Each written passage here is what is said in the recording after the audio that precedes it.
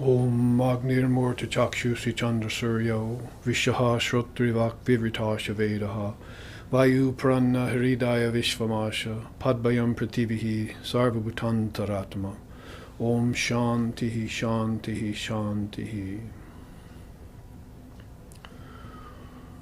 Verily, that one supreme consciousness is the indwelling being in everyone. Fire is its head, the sun and moon its two eyes.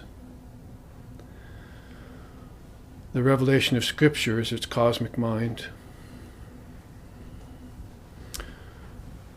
The universe is its heart, its arms and legs, the four directions.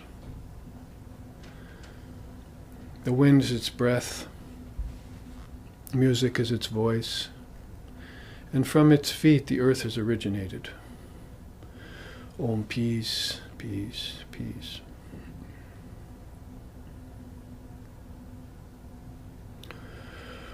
Om Hiranmaye Parikoshe Virajan Brahmanishkalam Tachubram Jyotisham Jyoti Tadyadatma Vidho Viduhu. Shining like burnished gold, highest and deepest, the core intelligence of living beings, partless and indivisible, pure, free of all taint. The indwelling essence, which all beings seek, knowingly or unknowingly. There shines Brahman. It is that which the Guru teaches. It is that which the wise ones exult in. Om peace, peace, peace. Om Sahana. Om Sahana Vavatu Sahana Bhunaktu Sahaviryam Karvavahai Tejasvi Navaditamastu Ma Vidvishovahai. Om Shanti Shanti Shanti. May Brahman, the reality, protect us. May Brahman sustain us. May Brahman illumine our thinking consciousness. May we not find fault with each other, with the teachings, or with the world. And may what we study be a source of inspiration to us eternally. Om peace, peace, peace. May peace be unto us, may peace be unto all. Om Hari Om.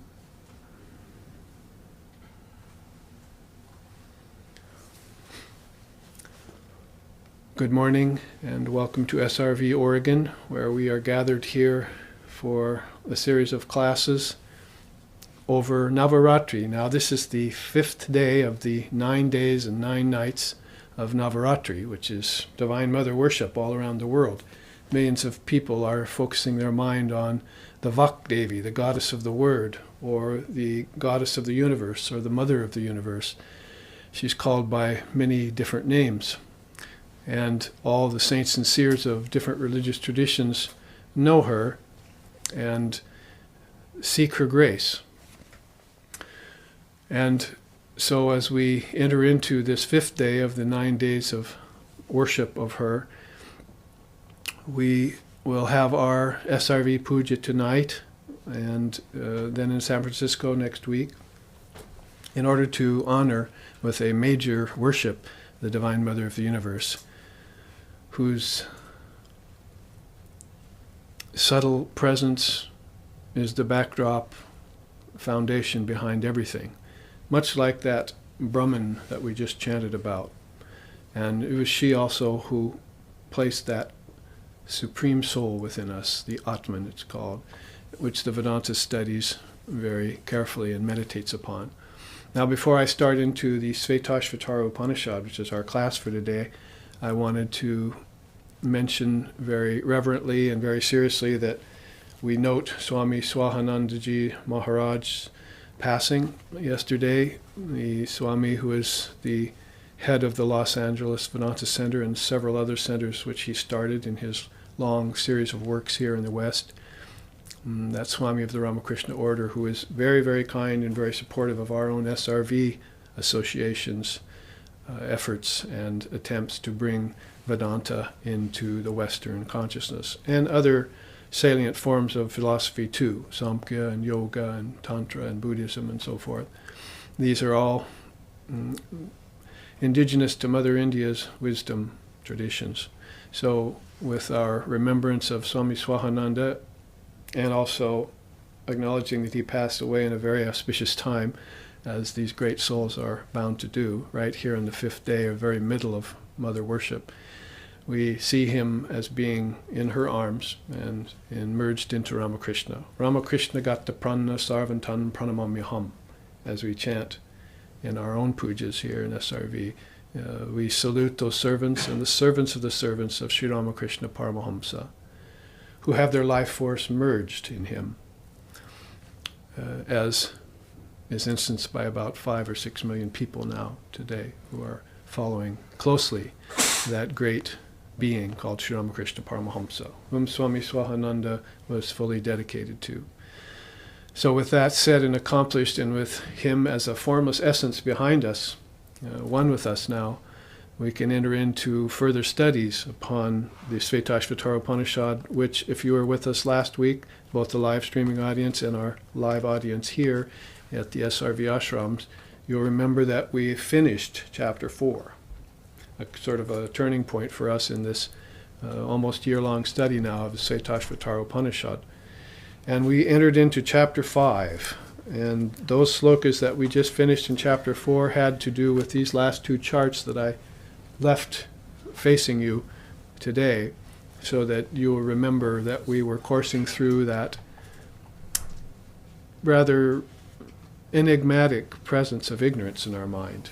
That is something that can be gotten rid of in a flash if we just bring our consciousness to bear. Or as Christ said, if thine eye be single, you shall know the truth. So if one can focus, sit straight, breathe, and go through life in a very aware state, then one pretty soon finds out that that ignorance in which everyone's talking about, or this whole curtain of nescience, which Vedanta often calls it, or the cloud of unknowing that the Buddhists talk about, that backdrop haze or confusion, doubt, and where our fears come from, and the tendency also to brood upon those things, as we noted, can be swept away in the moment, in the eternal moment, simply by keeping our mental apparatus pure and focused, our eye single. The jnana chakshu, as Sri Krishna called it, the eye of wisdom, right here. And that's why you see in the Hindu pantheon of gods and goddesses all these deities who have an eye right there. They even put it there in a physical sense.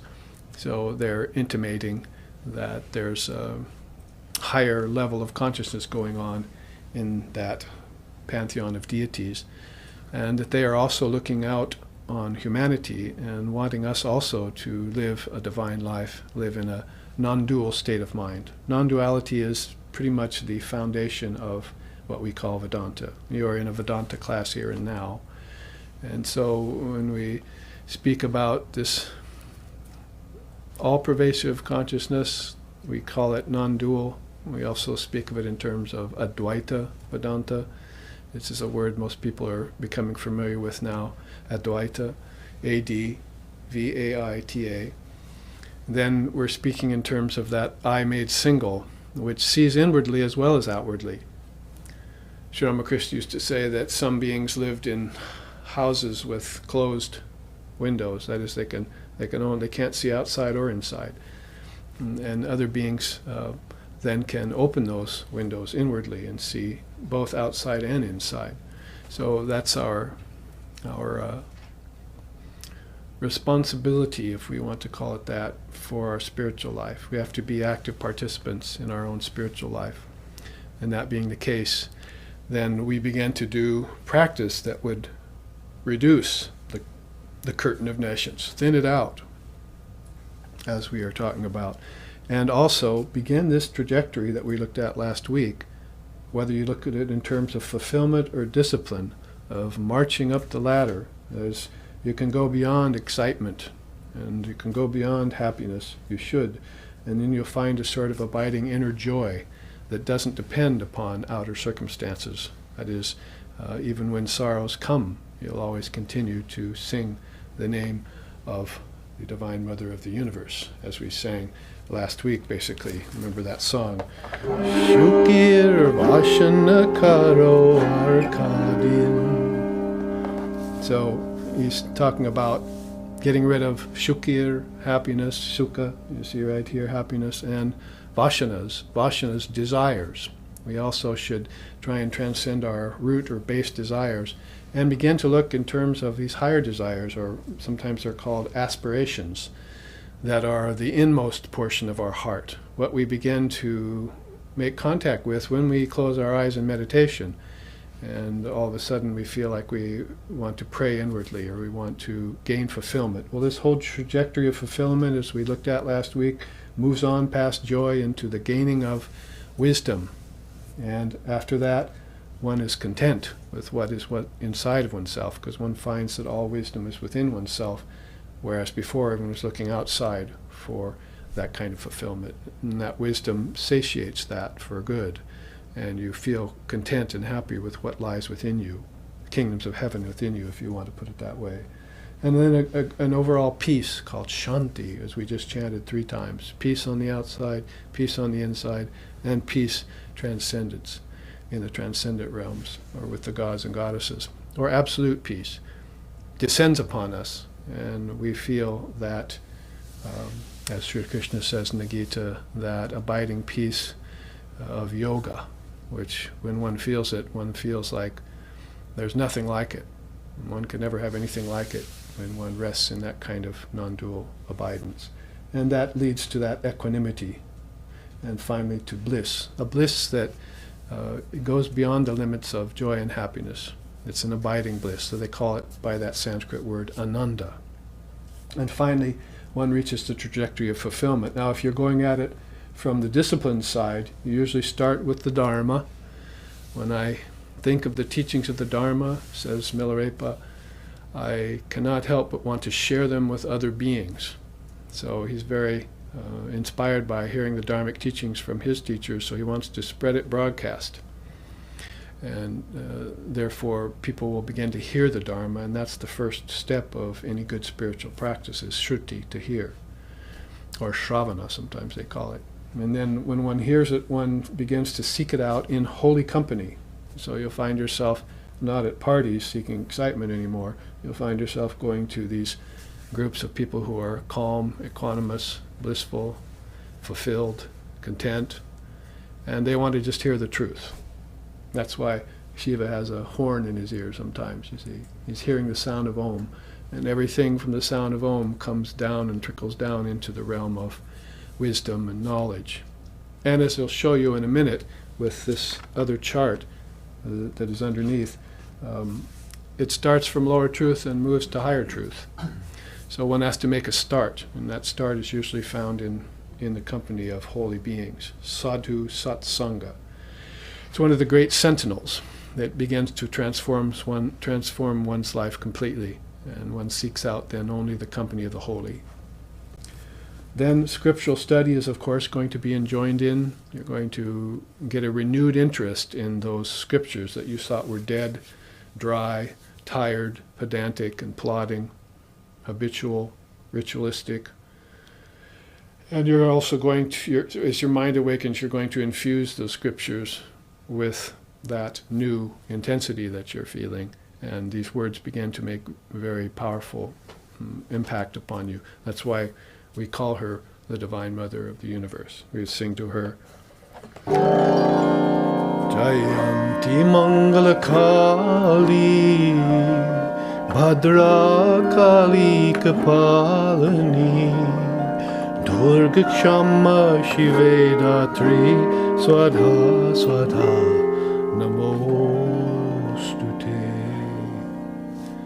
And then Narayani Namostute, Narayani Namostute, Narayani Namostute. So we Jayanti Mangala Kala, we worship that Divine Mother of the universe who is the wisdom mother, who infuses the scriptures with deeper meaning, and who awakens our heart and mind to higher teachings. So everything all of a sudden begins to take on a new meaning, and you don't have to ask the question, what's the meaning of my life anymore? It becomes obvious. You're living in that higher state of mind, and that's what scriptural study provides you when you enter into it with commitment. And then you can move on towards tapas, because if you do austerity, then that scriptural study begins to get refined inside of you, like taking the dross from gold by smelting it. And then pretty soon it becomes more and more pure. So that mind that you started out with, which was infused with aspiration, you begin to remove all the impurities from it, and that mind begins to show you God everywhere. That is, the mind gets wiped clean. An ordinary mind turns to original mind. From ordinary mind to original mind. Original mind or pure mind is not really mind in the conventional sense anymore. And if you move, so austerity is a very powerful element in spiritual life. Move on towards self-effort, and then attainment comes to you. Prior to that, you're asking questions: why isn't my spiritual path producing any fruits? Why don't I feel the death of ignorance? Why don't I feel the rise of love in my heart, love of God, love of Mother? And then when this sadhana, they call it, or discipline, this path of discipline is fructified more and more, then one feels ignorance is gone, utterly gone, as is said by this poem up here. One day I awoke and my ignorance was gone, utterly gone. And one feels like one is one with oneself, like in a kind of oneness that is all-pervading. And finally one gets that feeling of transcendence, para, the supreme state, which is akin or absolute, and which is correlative to that non-dual state or Advaita. One begins to live in that Advaita. It's not something that one can teach another. One merely has to abide or have the presence of holy company and begin to, sort of by osmosis, begin to take it on. Like Sri Ramakrishna said, apprenticing a great yarn salesman. He's got all his different balls of yarn out there, you see. And so you want to apprentice him. And he says, well, sit there a minute. And then finally he says, pass me that 32-strand yarn. And so you reach for the 33 and you pass it to him. And he says, no, not the 33, the 32, there. And you wonder, my goodness, he can tell the difference between 32 and 33-strand yarn without even thinking about it. And how am I ever going to become a master like that, you think? And then finally, just by being with him a few weeks or a month, you too can tell the difference without even thinking about it. So it's something that comes rather by osmosis, this spiritual life, by being in the company of holy beings, and pretty soon, and doing the sadhana that they prescribe, then this forward march is made. So what we want to avoid in the West is the breaking of our vows, the betrayal of the Sangha, and the forsaking of the Guru. Those things we want to give up, because that's not spiritual life at all. That's the opposite of it. So we want to take your vows, follow through, do the practice, and realize the goal of human life in this very lifetime, without any delays or detours or bad examples that you might be giving to yourself, to others, and to your children. So you step up to the plate, as they say, take the commitment and follow through. Follow through is very important on all levels.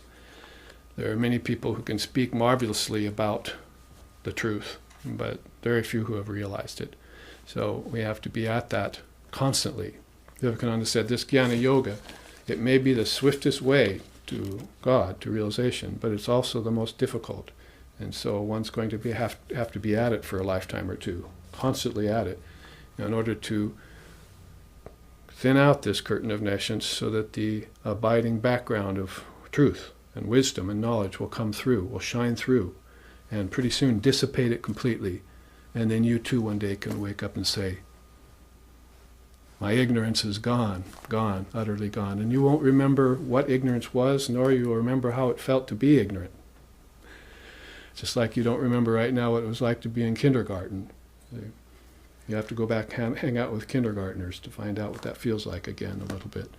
So the same with Holy Company. You be with them for a while and then you can't remember what it was like to be worldly, insipid, superficial, bubble-headed, given over to insouciance and jollification at this lower level of excitement, you see. Always taxing your senses and running out your vital energy. When the yogis are telling you, save that, store it up, take it within, refine it, bring it up the spine. That's always their advice.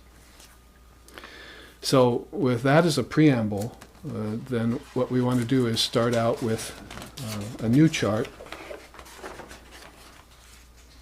And this happens to describe this same process of disappearance of ignorance in a way that possibly might be more understandable or comprehensible to us.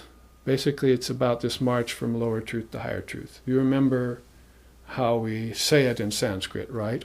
Om asato ma sadgamaya.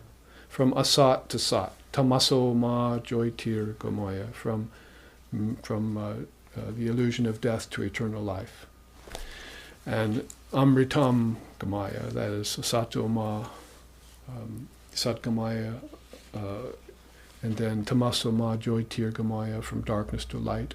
Tamas is to light, jyotir, and then om amritam. Then they talk about from death to immortality.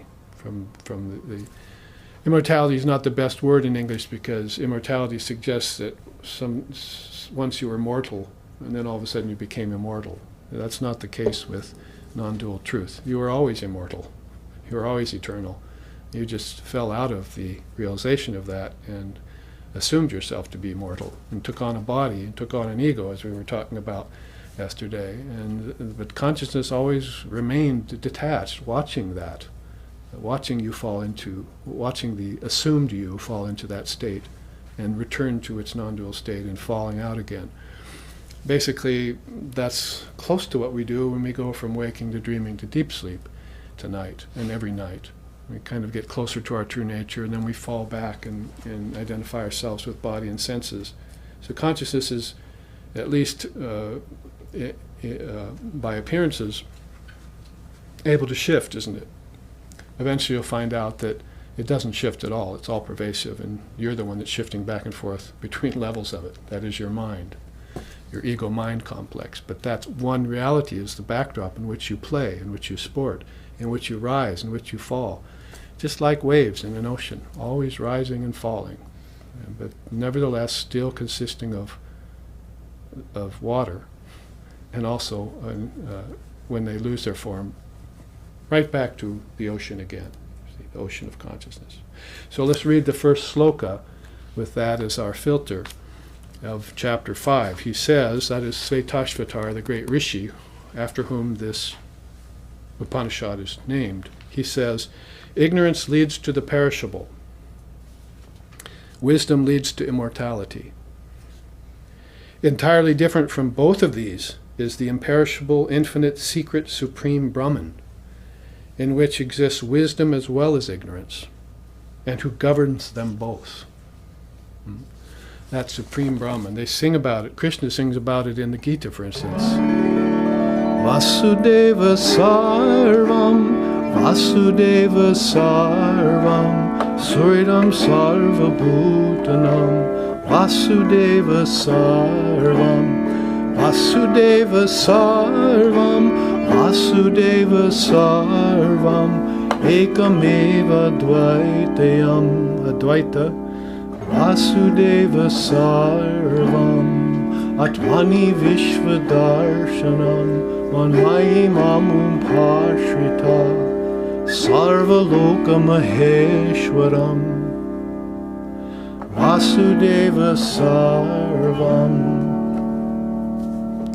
That's Sri Krishna, the supreme form, singing about the glory of the formless Brahman.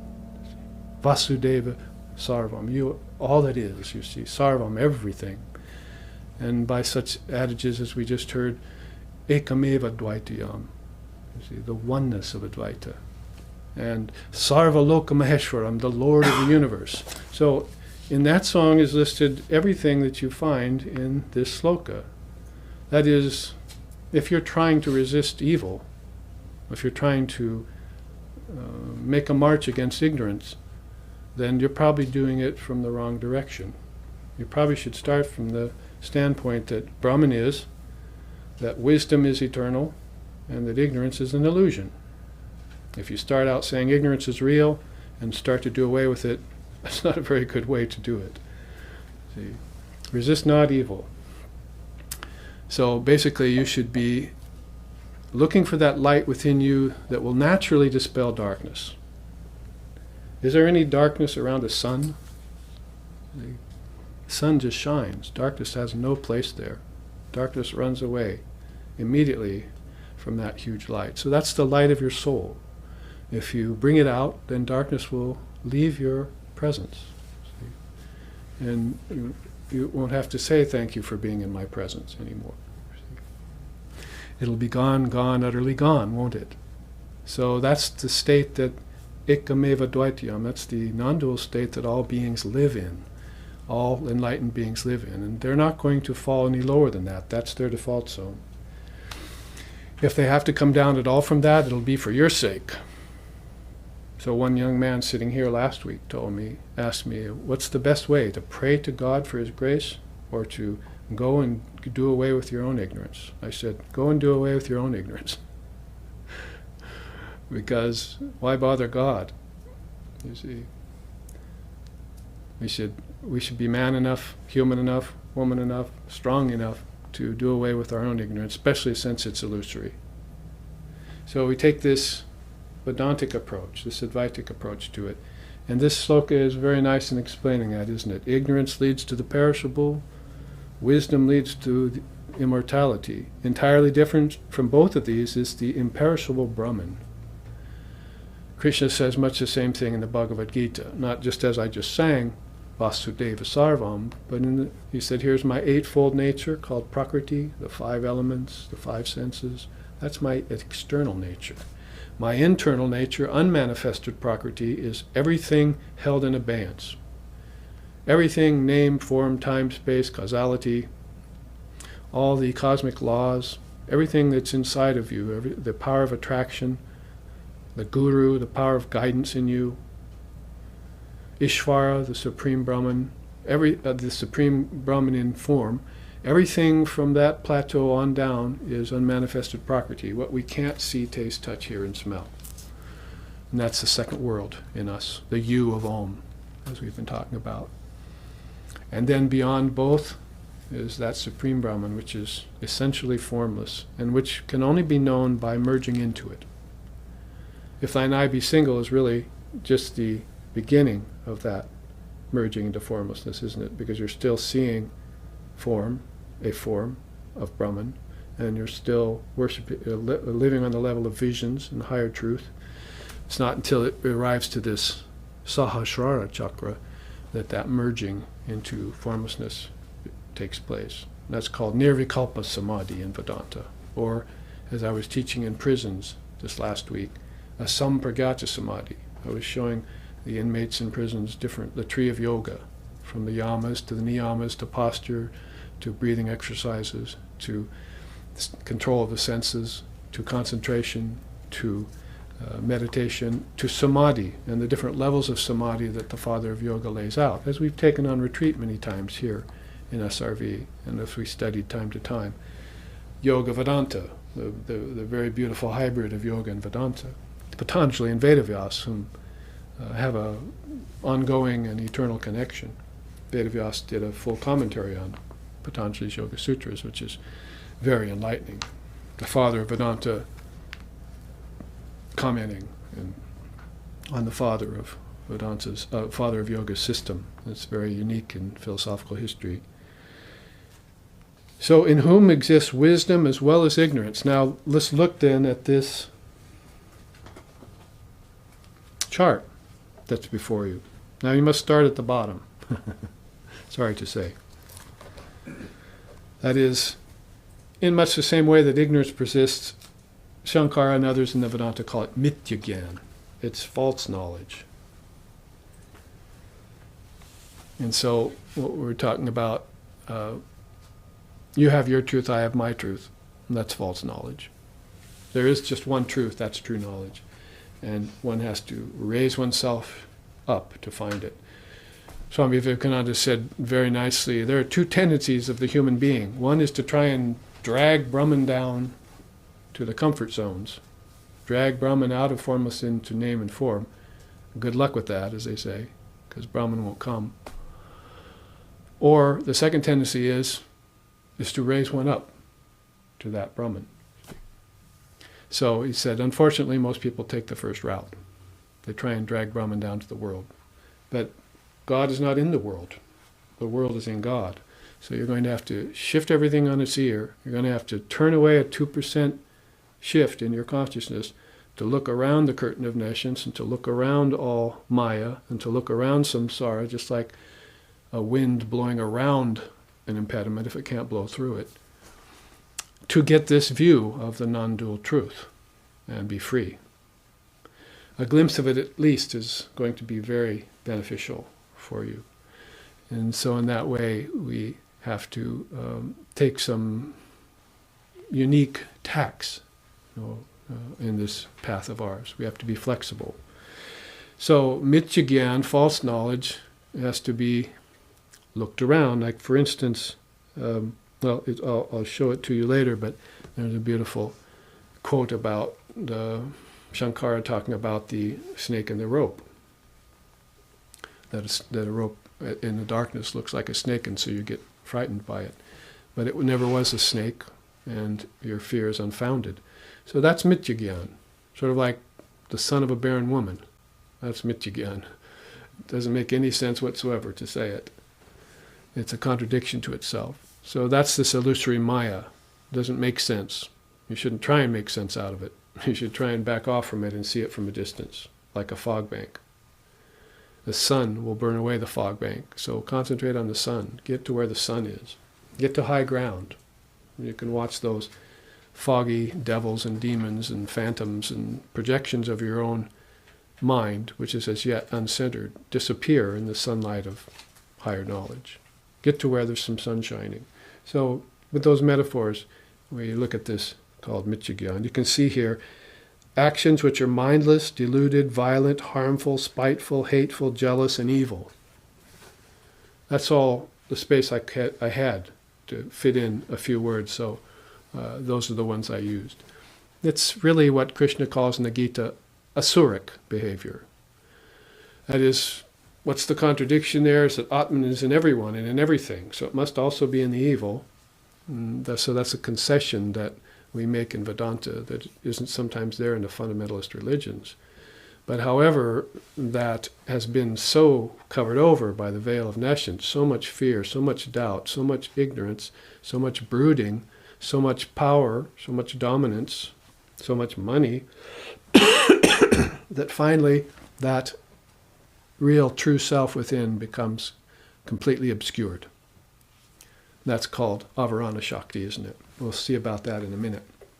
Also, vikshepa shakti, distortion of your consciousness. So then you might as well be asuric, you might as well be demonic because your actions are demonic. They're influenced by a dark side. So therefore we must bring that light in again. We could even try and bring it into that level of mithya-gyan and inform it. That's why we went to holy company and studied and so forth in order to lift that curtain. Now, there is a step up towards ajnana. Ajnana is knowledge used merely for making a living. Intellectualism for pleasure-seeking and power. That is, teaching for selfish gain and profit without thinking of others. You're only thinking of yourself.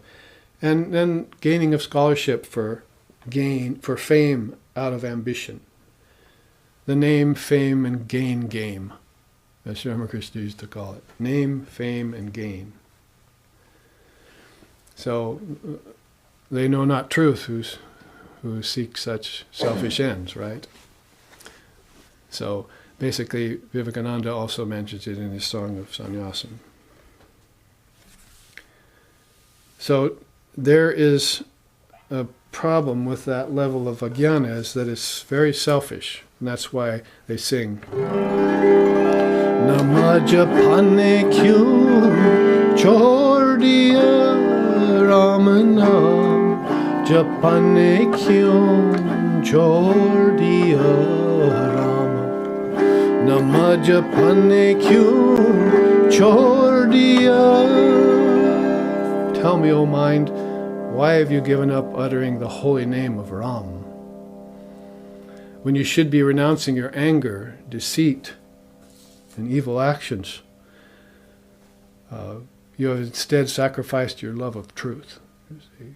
Then he goes on to sing, Krodana chora, Jyotana chora, Krodana chora, Jyotana chora, Sattavachane kyun chor diya Rama, Namajapane kyun chor diya Rama, Napane kyun chor diya Rama, Namajapane kyun chor diya.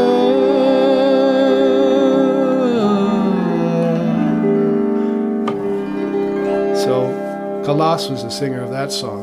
He was a great devotee of Ram.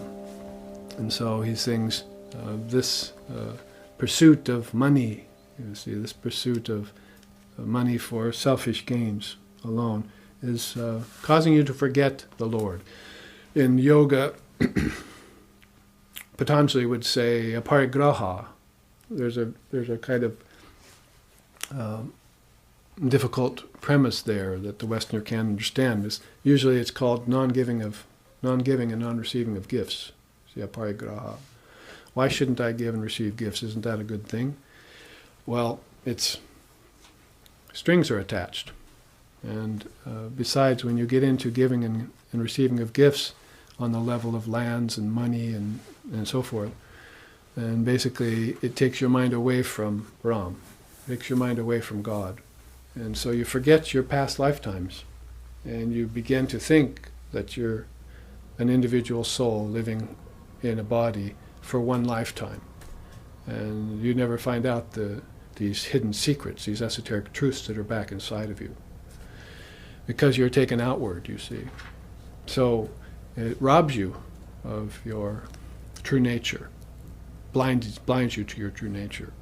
So that is the way in Kalas would describe it through music, the way Patanjali would describe it through the limbs of yoga, causes us to consider, gives us a pause to think about the nature of owning things.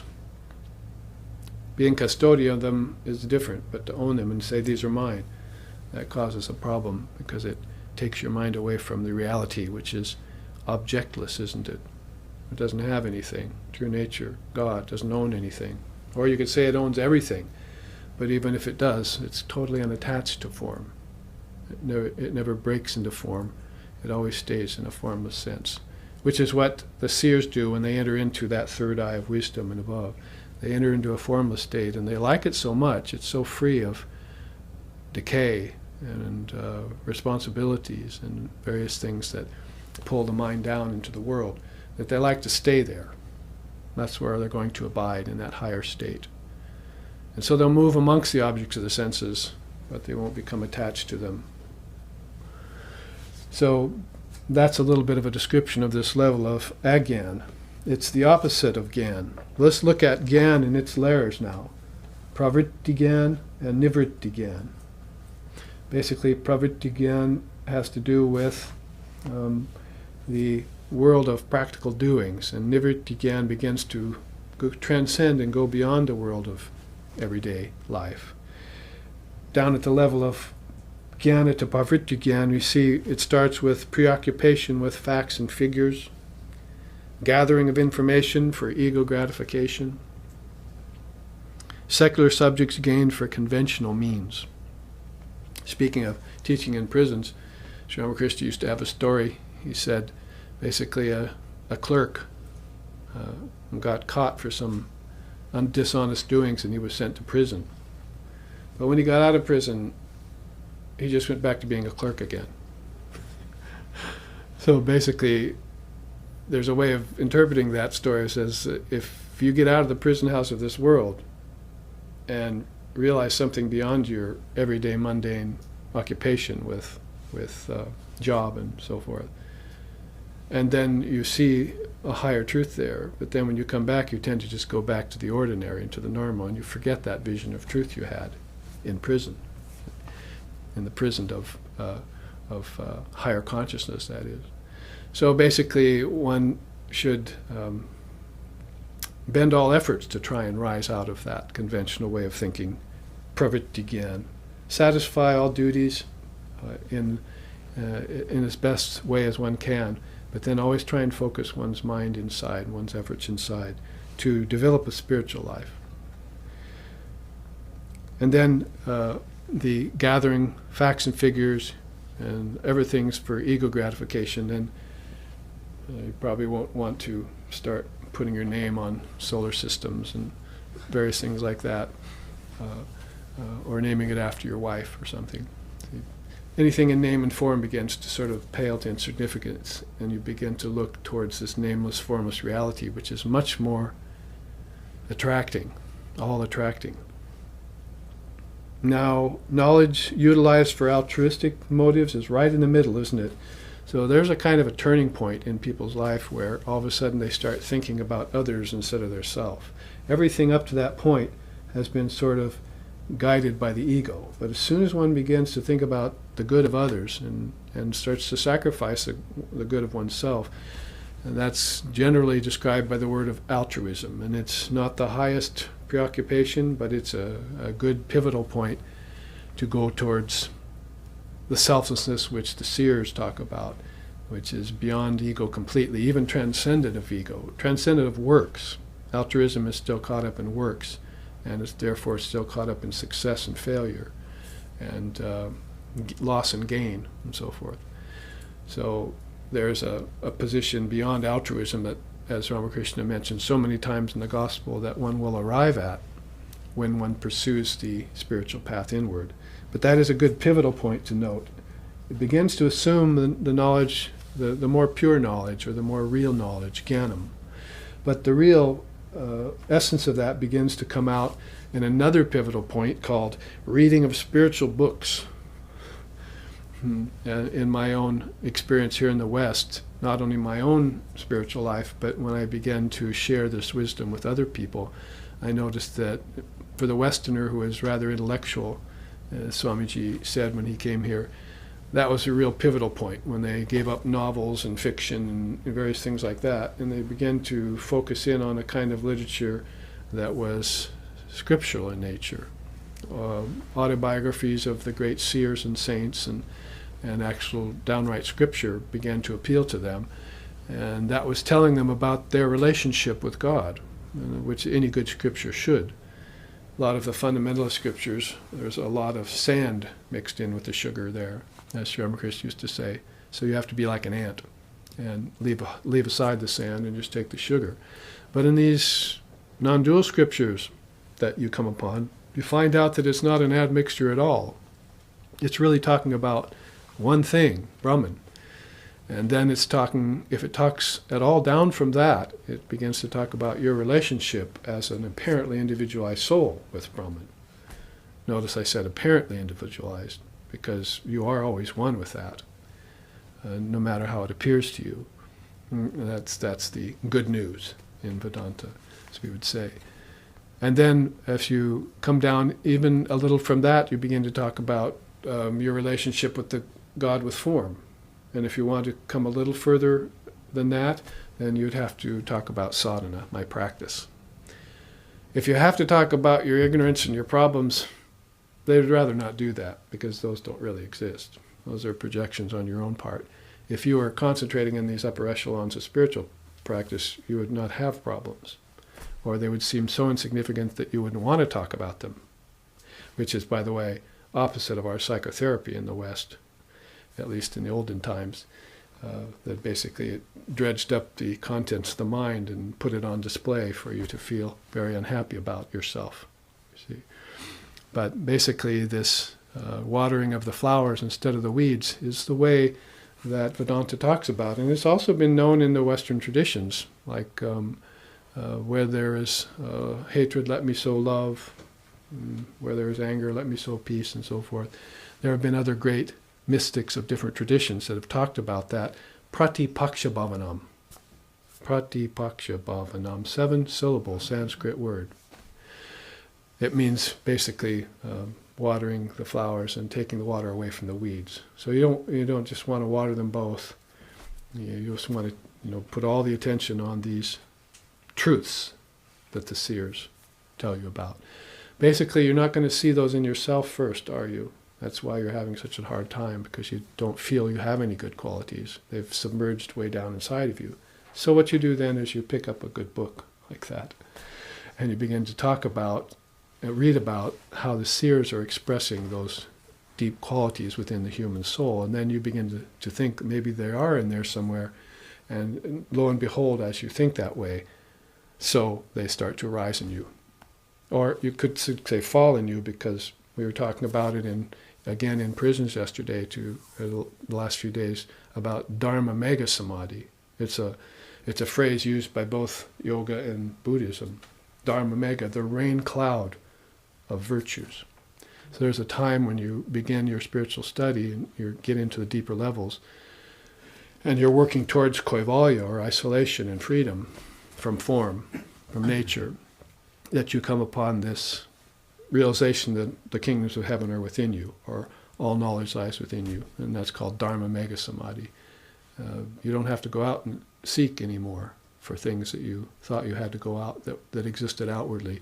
You find them all inside of yourself. So that is a good sign that you are beginning to change the balance, isn't it? You're beginning to dwell inside. So it's a very, very sustaining and inspiring presence that you come upon yourself. You realize that now you are beginning to live a spiritual life, and that's a sign of spiritual success in you. If you rise up from that, the study of scriptures under a spiritual teacher is even better. Many people, including myself, started out picking up some books on yoga and Vedanta and reading. And that led us then to a teacher who could really explain those. Some of it you could understand, some of it went over your head, naturally. Some of it had such deep implications that it seemed simple, but actually it was a lot more profound than you thought it was. You had to unwrap it. Even a very simple statement, you find if you unwrap it in your mind, it gives you a lot of power. Shakti power comes up, you see. You feel it coming up the spine. You feel it all as the march of Divine Mother consciousness in you, raising itself up. So that is another pivotal point where you are led to a teacher, and the teacher can elucidate the scriptures, particularly the non-dual ones. For instance, I would say everyone can read the Gita, fine. That's pretty accessible to most people. There are a lot of depths in it that a teacher can help you with, but not everyone can read the Brahma Sutras. Forget it.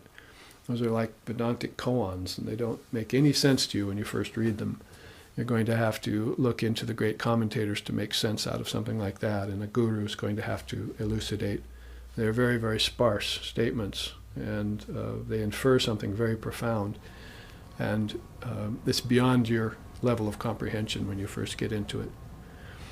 Even the most intellectual person would have very difficult times understanding it. So that's an example of how these scriptures run a gamut from hidden to revealed. Basically, the unrevealed scriptures you want to sort of stay away from. There's too much mention of sin and damnation and various things like that in it. But those scriptures that are talking about your relationship to God directly, that you want to focus on. And finally, you'll come to this level where you don't even want to know about your relationship with God anymore, because there is none. You are that. Tatvamasi. And now you've risen to a place where what you read, you are. You're reading about yourself. that God you were positing out in the universe somewhere now is in the universe within you.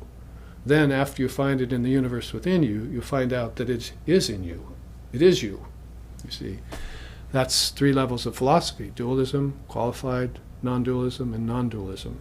So 3 steps inward that you take. The Sufis have a beautiful saying, something to the effect that when I went to pick the fruit of spiritual realization off the branch of practice, I realized that the whole tree was inside of me. Not just the fruit and the branch, the whole tree was inside of me. So when I started seeking God, I didn't know that I was that I and my Father are one. But going through these stages, lower truth to higher truth, asato ma satkamaya, and so forth, then that's the natural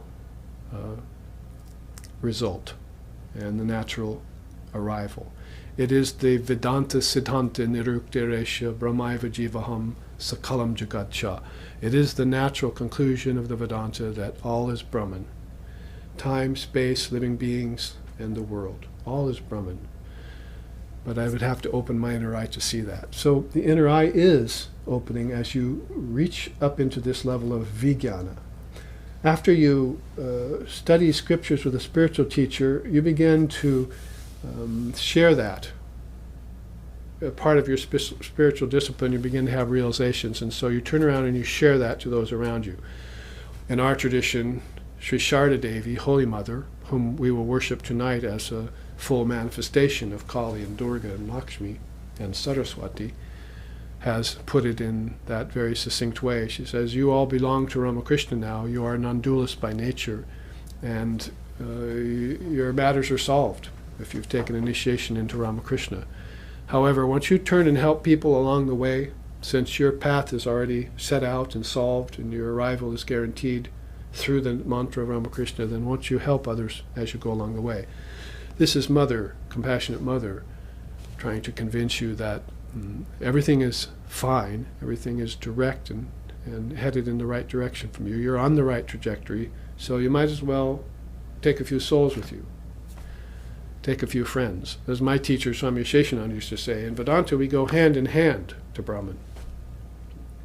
He said in other traditions sometimes they go solo, but in our tradition we go hand in hand. So he means specifically Ramakrishna tradition, which is Advaitic in essence, because do the Ramakrishna Swamis stay aloof from you? Swami Swahananda, who we salute today, who passed yesterday, he never stayed aloof from us. He was right there with us the whole time, encouraging us. And in fact, he told me the truth about matters. Whenever I called him, whenever we had a rare phone call together, he would tell me exactly the truth about what was going on in the whole movement and in the world. He wouldn't mince words. So he was very accessible. And my teacher, Swami Sheshanandaji Maharaj, who passed away here in the 90s in Portland, used to say that too. A teacher must be accessible.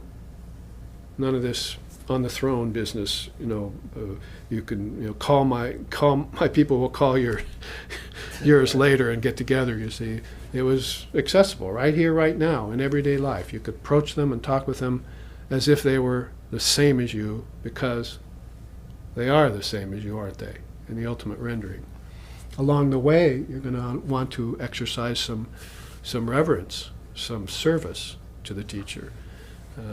Butter him up, get in good with him, and then he'll bestow those blessings upon you. But he's not going to keep them from you anyway. I was telling someone yesterday that in Ramakrishna tradition, especially in SRV tradition, the non-initiates get exactly the same as the initiates. There's no difference. Everyone gets it all.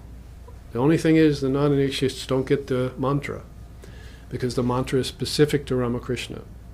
So if you want to commit to Ramakrishna, you come inward more and you get the mantra, and that's the only difference between you and the non-initiate sitting next to you. Otherwise, everything else is up for grabs. It's all yours. From the highest wisdom to the truth itself. Anyway, even to those who are of different religious traditions, it's all there for you to imbibe.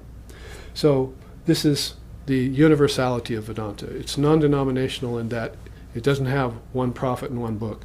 It has hundreds of prophets and thousands of scriptures from time immemorial, which is why they give Mother India the name the mother of all religions. Very ancient, primordial mother. So when you begin to approach her, here she is listed here, the Vak Devi, right? The goddess of the word. The oldest name probably we can think of for her is Saraswati, or sometimes they call it Umavati, Uma, the mother of the snow mountains, you see. So that those mountains of truth, you see, which ascetics climb to get to the higher climes of consciousness, to the most remote retreat they can possibly get to, where everything is pure. Like Lord Buddha said, like swans leaving a lower lake and going to a higher mountain lake, and then we want to find a more pristine mountain lake, which is purer and higher, and less distraction. And so souls will be like those great swans. They will ascend higher and higher to find that most pristine of all pilgrimage points, which is in the very soul. It's not in an external location. That's just an external manifestation of the temples or the pilgrimage places within you. Now, if we get out of or transcend Jnana and Nivitya we begin to get into Vijnana. Let's take this quote now. An Ajnani does not know that there is fire potential in wood. A Jnani knows this but cannot bring it out. A Vijnani possessed of Brahmagyan not only knows that fire is potential in wood, but gathers it up, strikes the flame, cooks the food, and feeds it to others. If you want to make a good preparation to eat every night for your dinner, make sure you have some good tofu and beans and various things. You see, to feed yourself, to keep this body strong so they can do spiritual practice. So he uses metaphor like that, the cooking metaphor, that some people don't know there's fire in wood. Would we have ever known how much oil is in sesame seed? See, take a sesame seed. Would you have thought that there was oil in there that you would see in a bottle pretty soon? But what did you have to do? You had to gather many, many, many seeds. That was after planting the harvest and growing it. So that's hardship number one. And then you gather the seeds and harvest, you put them all together. Now how am I going to get the oil? I guess I'll have to invent a press. So then I invent a press. It's this hardship number two.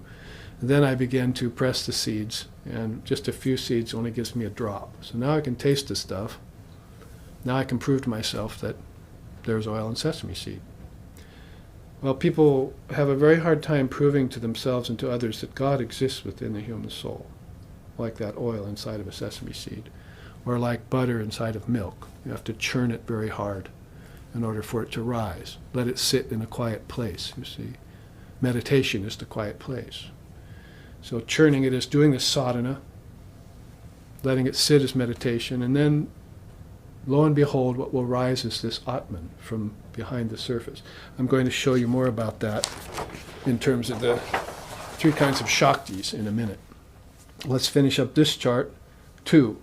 So now you understand that the Jnani knows there's fire in wood, but not necessarily, at this level of thinking, is not necessarily knows how to strike the fire and feed you yet. Pretty much that knowledge is his and his alone, and possibly he's not going to go share it with you. But when it comes to the level of a Vijnani, that Vijnani is concerned, as we saw here, not just for others, or not just for himself, but for all other beings, especially those beings who are qualified to receive it. Unfortunately, you can't strew pearls before swine, so those beings who are not interested in it, he's not going to go and make a lot of effort to try and bring it to them.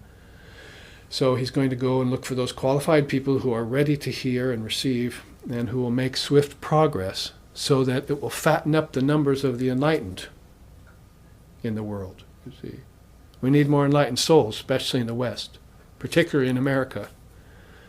Great souls are not being born here. I hope you have noticed that, like in India and Tibet and so forth. These very spiritual souls you find very rarely coming into Western parentage because the Dharma is not being taught here. Now, as soon as we can establish the Dharma, right, as soon as everyone can recognize the import of the Dharma, then this march towards fulfillment and discipline can take place, and souls will get attracted to parents who know about the Dharma.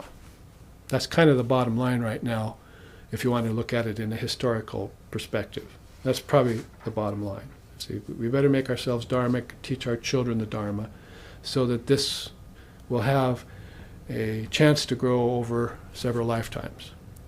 Hopefully we can keep this country together long enough for several lifetimes more. Or we ourselves will have to go looking for parents in a different culture. So this is a sort of present-day look at the need for realization amongst us. And before realization comes practice, right? So Swami Vivekananda used to say, there are books by the hundreds and temples by the thousands, but oh, for an ounce of practice. Just give me an ounce of practice. Books and temples, vain thy search, he said. So let's take the real book, the non-dual scriptures, you see, and put it in the temple of the heart, in the tabernacle of the human body, and do some sadhana, churn that milk, and then watch the result come about in the form of realization. That realization is what the Vijnani boasts of. That's his possession. That's what he has. And it starts with transmitting the teachings to help free and liberate. No more are you looking at knowledge and as belonging to you and as trying to help others make a living. See, a bread-winning education, as Sri Ramakrishna called it, is why he quit school early. It was happening even in India at the time the English were invading. Materialistic education was turning towards materialistic ends. But according to Sri Ramakrishna, that was blaspheming Mother Wisdom. Mother Wisdom is not to be used for selfish ends. It's to be used to transmit the teachings to help free and liberate others. So if we worship the Divine Mother of the Universe, and we're doing a puja to her, and we're sitting here in her very wisdom right now, and somebody's transmitting it to you and you're receiving it, then we ought to be very mindful and respectful and reverent of the fact that this is the presence of God we're talking about. We're not going to cheapen it by trying to sell it. And I'm speaking right now to spiritual marketeers out there, you see. People who want to sell you a mantra for $1,000. I'm going to initiate 2 people tonight in Durga Puja, and it's not going to cost them a cent.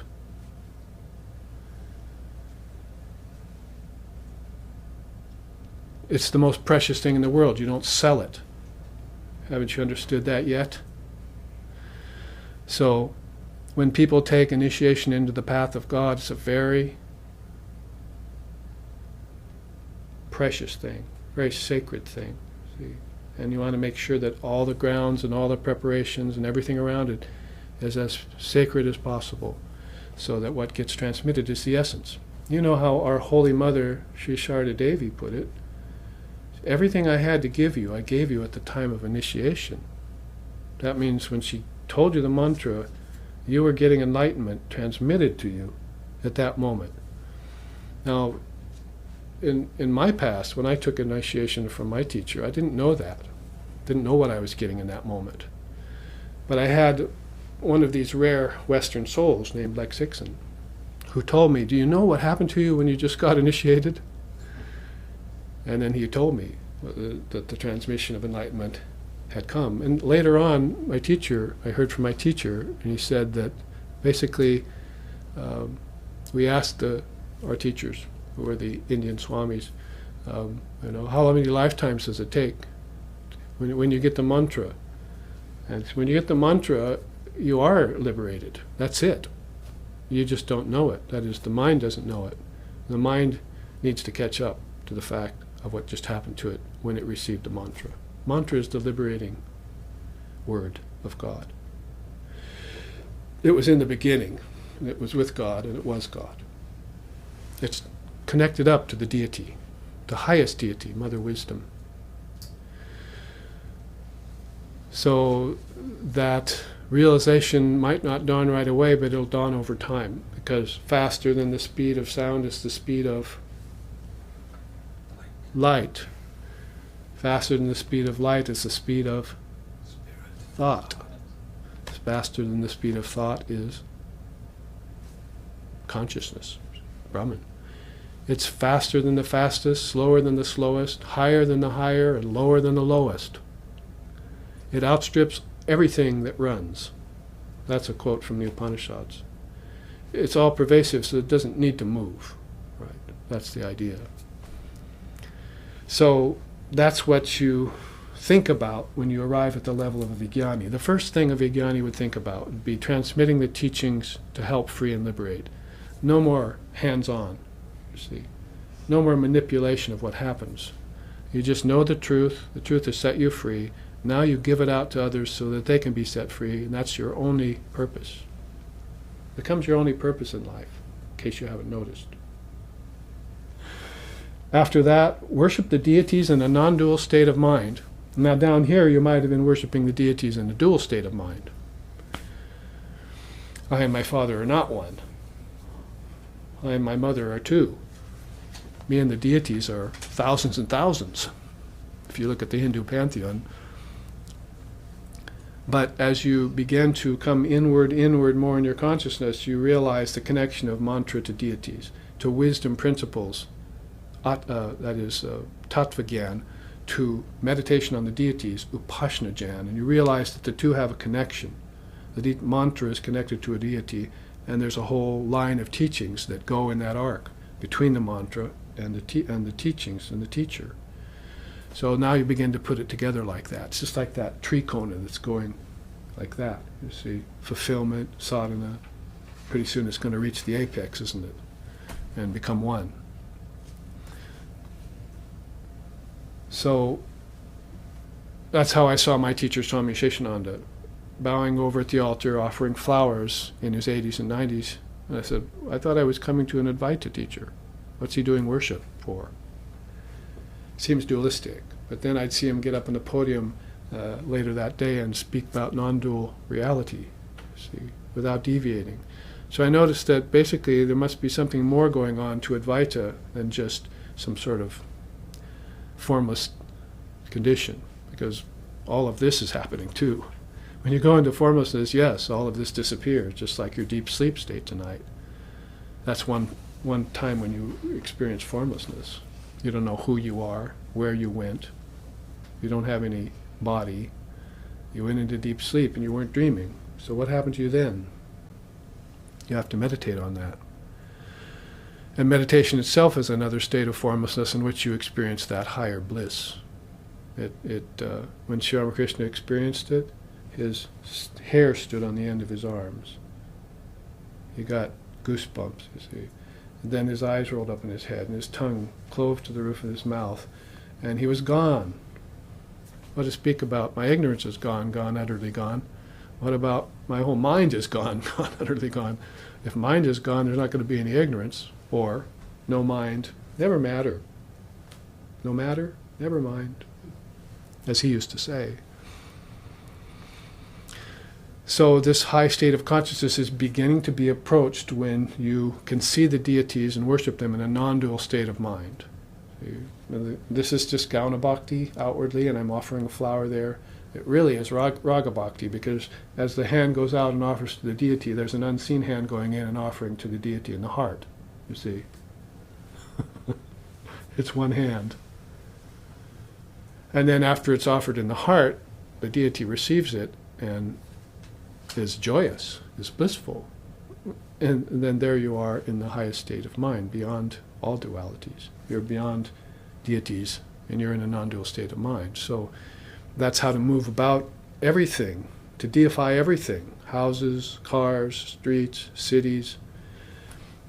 People are talking about the pollution of cities, but Sri Ramakrishna used to say, the greatest collection of God consciousness is in cities. He says, whenever I go into the city, I feel an immense presence of God there. So what about that? That presence where there's many souls, you see, might not seem that way to the souls living in the city, but to a person of realized consciousness, all he's seeing is God there in a huge collection, you see. In other words, his mind is on the truth. His mind is focused on the reality, not on relativity. Now, moving up a step, compassionate use of wisdom to remove suffering. That is, after you transmit the teachings to those people who are ready to hear it, you begin to think about this ocean of suffering out there. And if you catch a vision of it, like Ram Prasad says he did in one of his wisdom songs, then it frightens you to death. It's impossible to come out of that unscathed once you get a really look at what the ocean of suffering's about, the ocean of samsara. And so you realize how small and insignificant you are to be able to stand up against that flow of souls going to oblivion. That's called samsara pragbara, a whole river of souls going toward the dam of samsara. Thankfully, you look out and you say, I'm on the river of Kaivalya pragbara. I'm on a river of consciousness going in towards divine reality, back to my mother. She was the one that sent me here with a wink and told me not to get attached here. So when my time comes, just like Swami Swahananda Maharaj today, then where else would he go but back to Mother's arms, back to reality? That's what he's concentrated on all his life. What else exists for him? He gave up his family when he was just a young boy. See, he's not thinking about ancestors. But he still has that general eye on all beings, because he's a Swami of the Ramakrishna order, and Sri Ramakrishna was the avatar of Kali. So, as Vivekananda said, I love my God, the divine. I love my God, the wise. I love my God, the good. But I love my God, the suffering and the evil even more. Well, as I used to say, don't try this at home, kids. You have to be really ready to take on the ocean of suffering like that. But you can take it on in increments as it comes into your periphery, right? Mother will give you just enough of it, even after you're in a more enlightened state, to be able to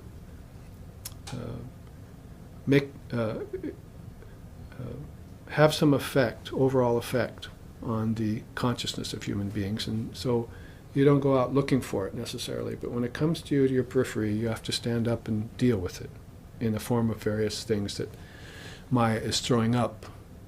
Some of that is of your own karma, some of that is of the collective karma, and some of it is even at the cosmic level. So you have to be able to determine between the three and use your mechanisms. That's why you have gotten attainment, you see, and you've gotten wisdom. That's why she's given it to you, so that you can help beings at both levels. Now, the next level is combining devotion and wisdom in meditation. So at this point, you give up saying, I'm a bhakta or I'm a jnani, and you just say, I'm a bhakta jnani, or I'm transcendent of, I'm a purna yogi, you see. I'm an integral yogi. I'm a synthesis of yogi, you see. So I'm just taking all of these into my being and synthesizing them, and therefore I'm able to affect this final state in meditation. Meditation is really the final yoga to mature in most beings. It's where you will, the seventh limb of yoga, it's where you will bridge samadhi and basically come back from samadhi enough times to where you'll see the difference between the real and the unreal, or the reality and relativity. And you'll begin to be able to remove that line of demarcation between matter and spirit, and creature and creator, and God and mankind. Erase that. Maya matramidam dvaita, dvaita paramataha, as my teacher used to express it. Those who see a distinction, they're still ignorant. Those who remove that distinction, they're in Advaita. They know the truth. So that line of demarcation begins to thin, just as earlier the curtain of nescience began to thin. We want thinner, thinner, thinner, less weight, more buoyant, more buoyancy, less weight in the body, less weight in the senses, less weight in the mind, less weight in the intellect. Finally, we get to this weightless spirit, which doesn't take up dimension like breadth and height and width and depth, and like we see here. It isn't subject to gravity and various things like that. You don't have to put it in a hot air balloon in order to float it. It floats by itself, sort of like ivory soap. See? It floats, it floats. So that all-pervasive consciousness is what you're beginning to come upon when you are able to blend all the yogas in a fine meditation. There's that beautiful sloka we have, Om Drishyam Pratitam Pravilapayan San Matram Anandaganam Vibhavayam Samahita San Bahir Antaram, inner, Antaram, Samahitas, inner and outer. You see, Antaram is the inner. And then Kalam Nayetaha Sati Karma Bande. You burn your karmas in order to get into that state. So it means basically take the inner and the outer and render them into one eternal state. And then meditate on that state. So basically, isn't the bhakti sort of outer, and sort of the jnanam is sort of inner? So take those two and render them into one eternal state. Then meditate on that state. And then he adds, as an aside, oh, by the way, pass your time contentedly and be free in all of this. And the truth that you stay free is going to allow you to be more effective in the level of vijnana. You must always stay free.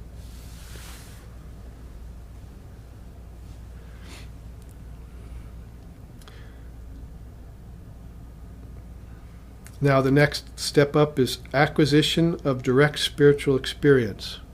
And of course, that has to be put at the top of everything, because if you read the Gospel of Sri Ramakrishna, that's what he's accenting. After you read the scriptures and get the book learning and meditate on it and so forth, then you're going to want to go towards that nididhyasana, or that level of anubhava, which means direct spiritual experience.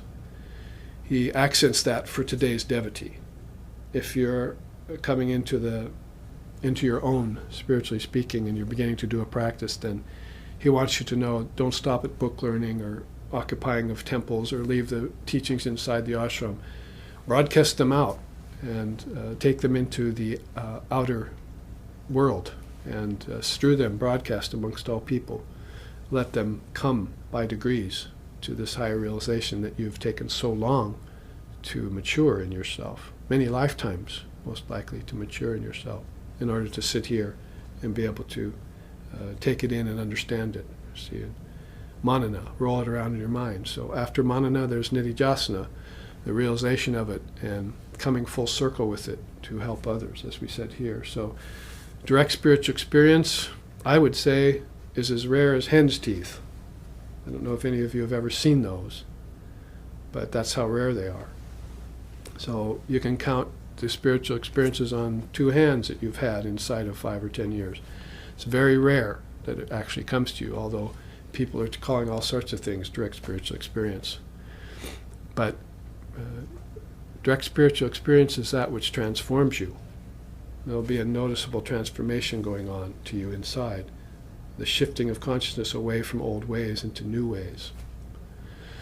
And those ways have been very well laid out, as you can see, by the teachers of Vedanta and Yoga and so forth, Buddhism and other great philosophies. They've been very well laid out. So there's no reason for you to say anymore, I can't find my path, or I can't find a favorable path which to put my foot on. You see, take the first step in. You should go forth and as Vivekananda said, compare notes later. Make the entrance. Now, we have then gone from lower truth to higher truth in one of Vedanta's sacred mantras, Asato Ma Satgamoya Tamaso Ma Jyotirgamoya. And we've seen how it goes step by step from Mityagyan to Agyan to Pavritti-gyan to Nivritti-gyan to Vigyan, finally to the mother herself, which is Brahma-gyan, the knowledge of reality. Probably a slight contradiction in terms, because there is no knowledge at that point. It's all disappeared.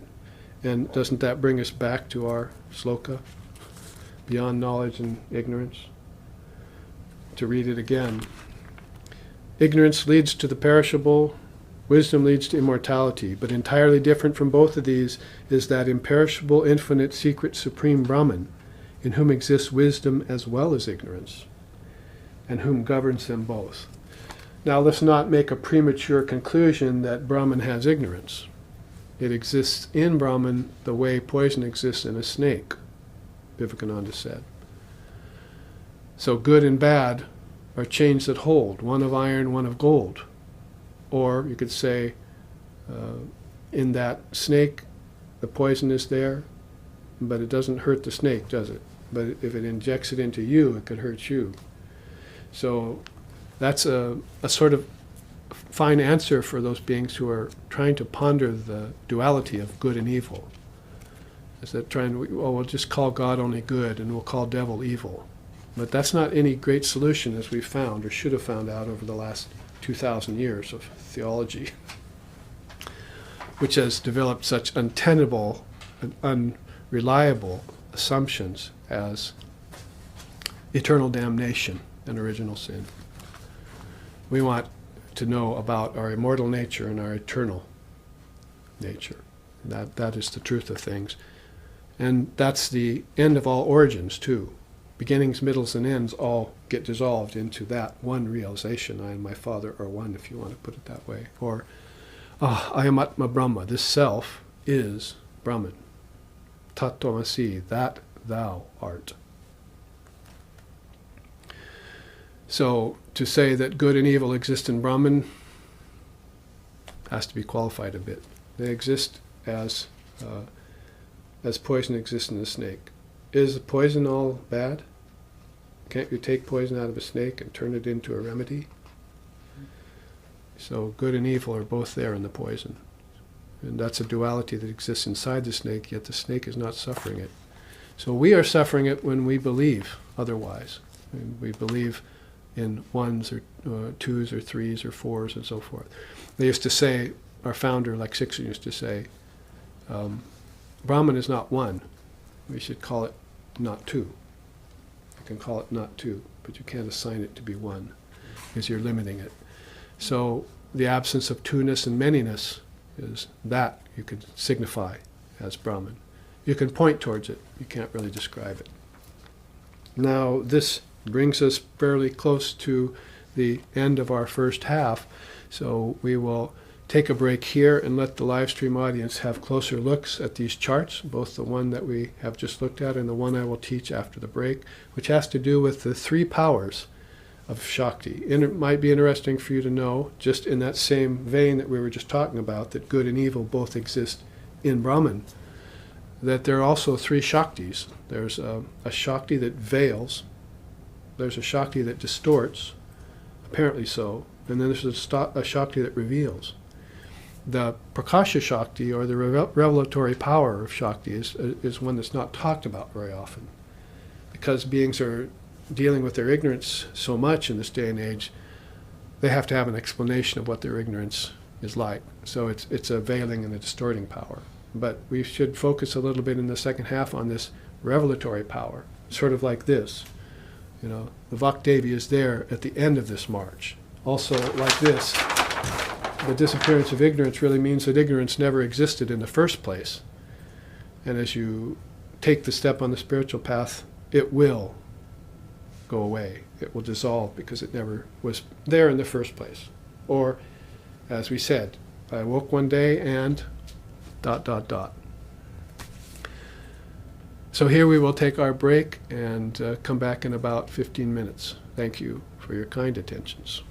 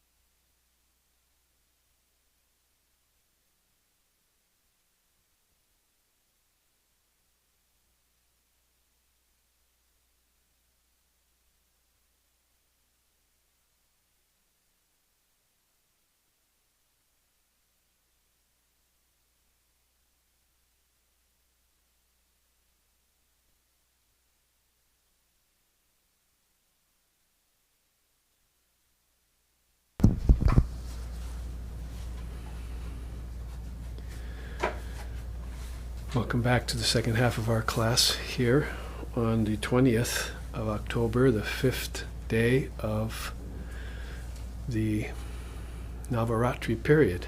9 days and 9 nights of Divine Mother worship all around the world. India is that one country which acknowledges Mother as her own religion, to put it in a rather limited way. But she's also the underlying foundation under all the sects and all the lineages and various denominations that you find in India, and probably also in other traditions like Judaism, the Shakina, and in Buddhism, Mother Tara, and of course Mother Mary in Catholicism. So we find her appearing here and there, always behind the scenes, but coming forward and making herself manifest sometimes. And we will probably have to put this into practice as well as sing it, but sometimes we sing Shri Durga Nam Bulona Bulona Bulona Bulona Shri Durga Nam Bulona Bulona Bulona Bulona. That is Bulona, Bulona, Bulona. It's a Bengali word, which means, in a sense, don't forget to remember. And that means don't forget to remember your Divine Mother's holy name, Shri Durga. Sing Durga, Durga, Durga over and over again.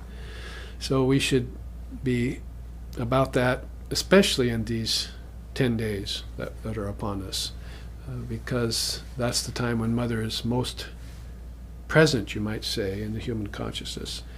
You bring her forth by devout worship. There are some songs in India which state, you can't bribe Mother with animal sacrifices and with hundreds and thousands of asanas or breathing exercises. She's not bribable. You have to give her the devotion of your heart.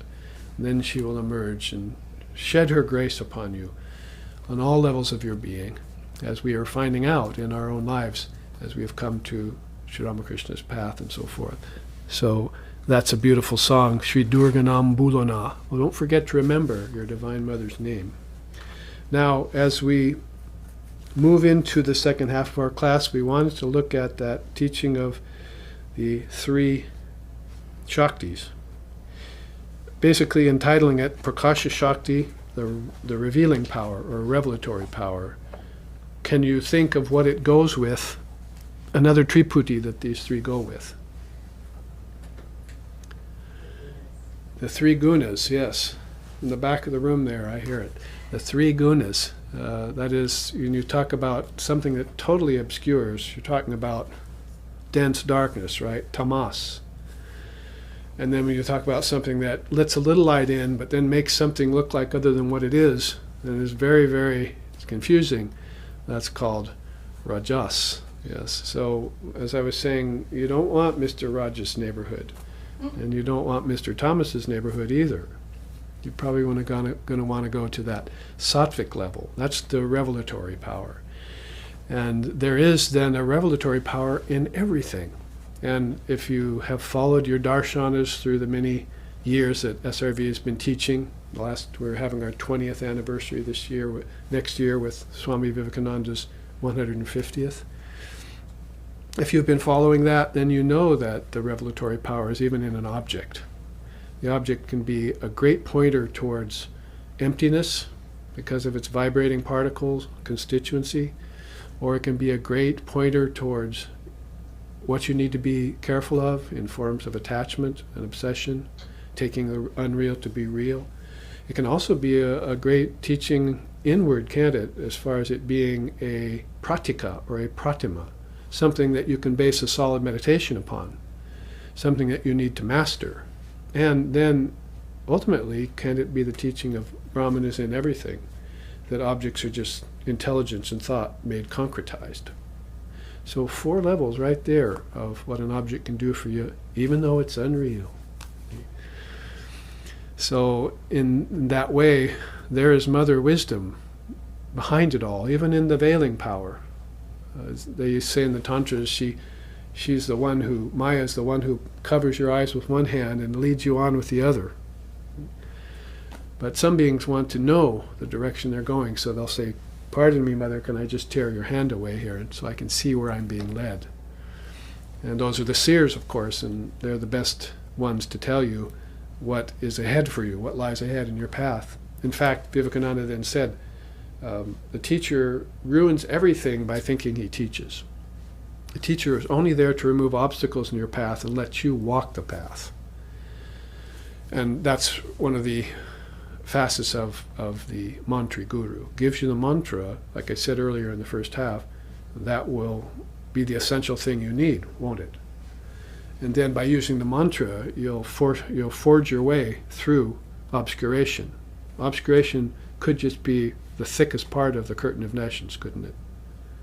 Avarana Shakti, the thickest part of the curtain of nations. And then Rajas could be the little thinner part, and then finally Sattva thins it out, so you can almost, for at least a little while, see your true self through the curtain of nations. So the superior teachers then will be very careful not to do everything for you. You'd have to be in very straitened circumstances, spiritually speaking, for a teacher to do some marvelous thing for you. They would rather not do that. Better you do it yourself, as my answer to that young man's question. Don't rely on the grace of God or pray to God to help that.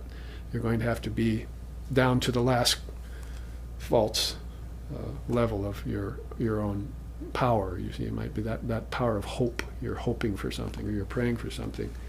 But basically, if you can man up, you can make yourself bold and fearless.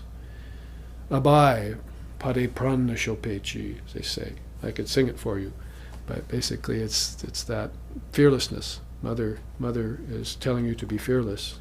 Be fearless, and I will give you everything. This is the mudra of boons, and this is the mudra of fearlessness. So Kali, if you've noticed her hand, she's sporting those two mudras. And then above those she holds the sword and the skull. You see, to cut off the head of your ignorance, and that's with the sword of non-dual wisdom.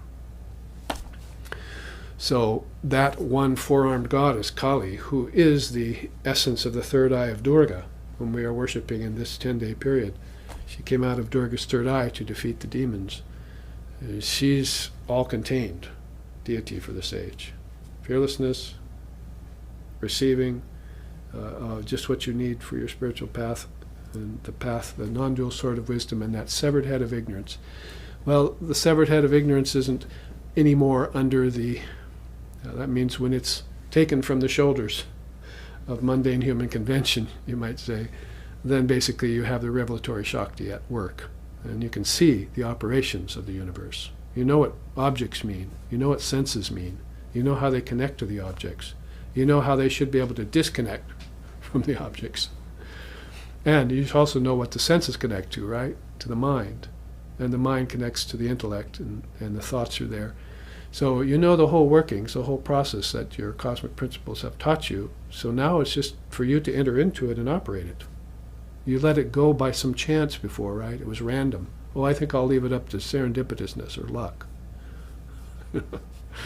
No, because look how far that's gotten you see.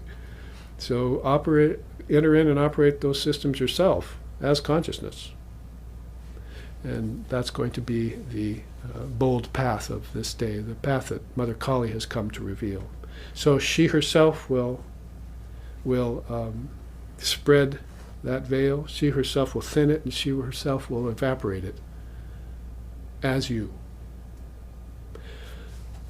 O meditator, become the goddess, as Ram Prasad sings in one of his beautiful songs. He puts it right there in your hands. O meditator, become the goddess. So, oh Mother, I know what I see in my meditations, but I wonder what you see in your meditations.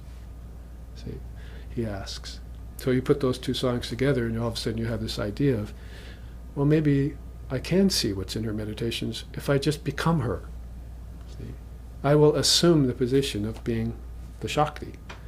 And so I might want to know along the way that I don't want to become sidetracked by the Avarana Shakti or the Avidya Shakti, see, Ajnana Shakti, I want to be careful and wary of the Vikshepa Shakti, because that might cause something real to look unreal and something unreal to look real. So many examples of that in the world,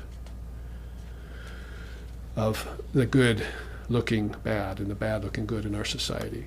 Like, for instance, most people are running away from spiritual practice and the mainstays of spiritual life, as if it were bad. That's the good thing for you. That's what you should be running towards, doing as much of that as you can. Buddha called that drops in the Dharma bucket. The more those drops fall in that Dharma bucket, the better. And you might look outside on a rainy day in Portland like today and put a bucket out there and notice how few drops are falling in that bucket as compared to all the drops that are falling around the city. Very few are falling in the Dharma bucket, right? In other words, anything you do in spiritual life are those rare drops of Dharma that will accumulate to great merit and great realization for you. All you have to do is continue to drop them in. But all those actions that you're doing outside the Dharma, or in mindlessness, or anywhere from evil up to ignorance, up to false knowledge or half knowledge or partial knowledge or mixed knowledge, those are drops falling outside the Dharma bucket, or hitting the rim, splashing a little in, a little out. Mixed knowledge. That's Vikshepa Shakti.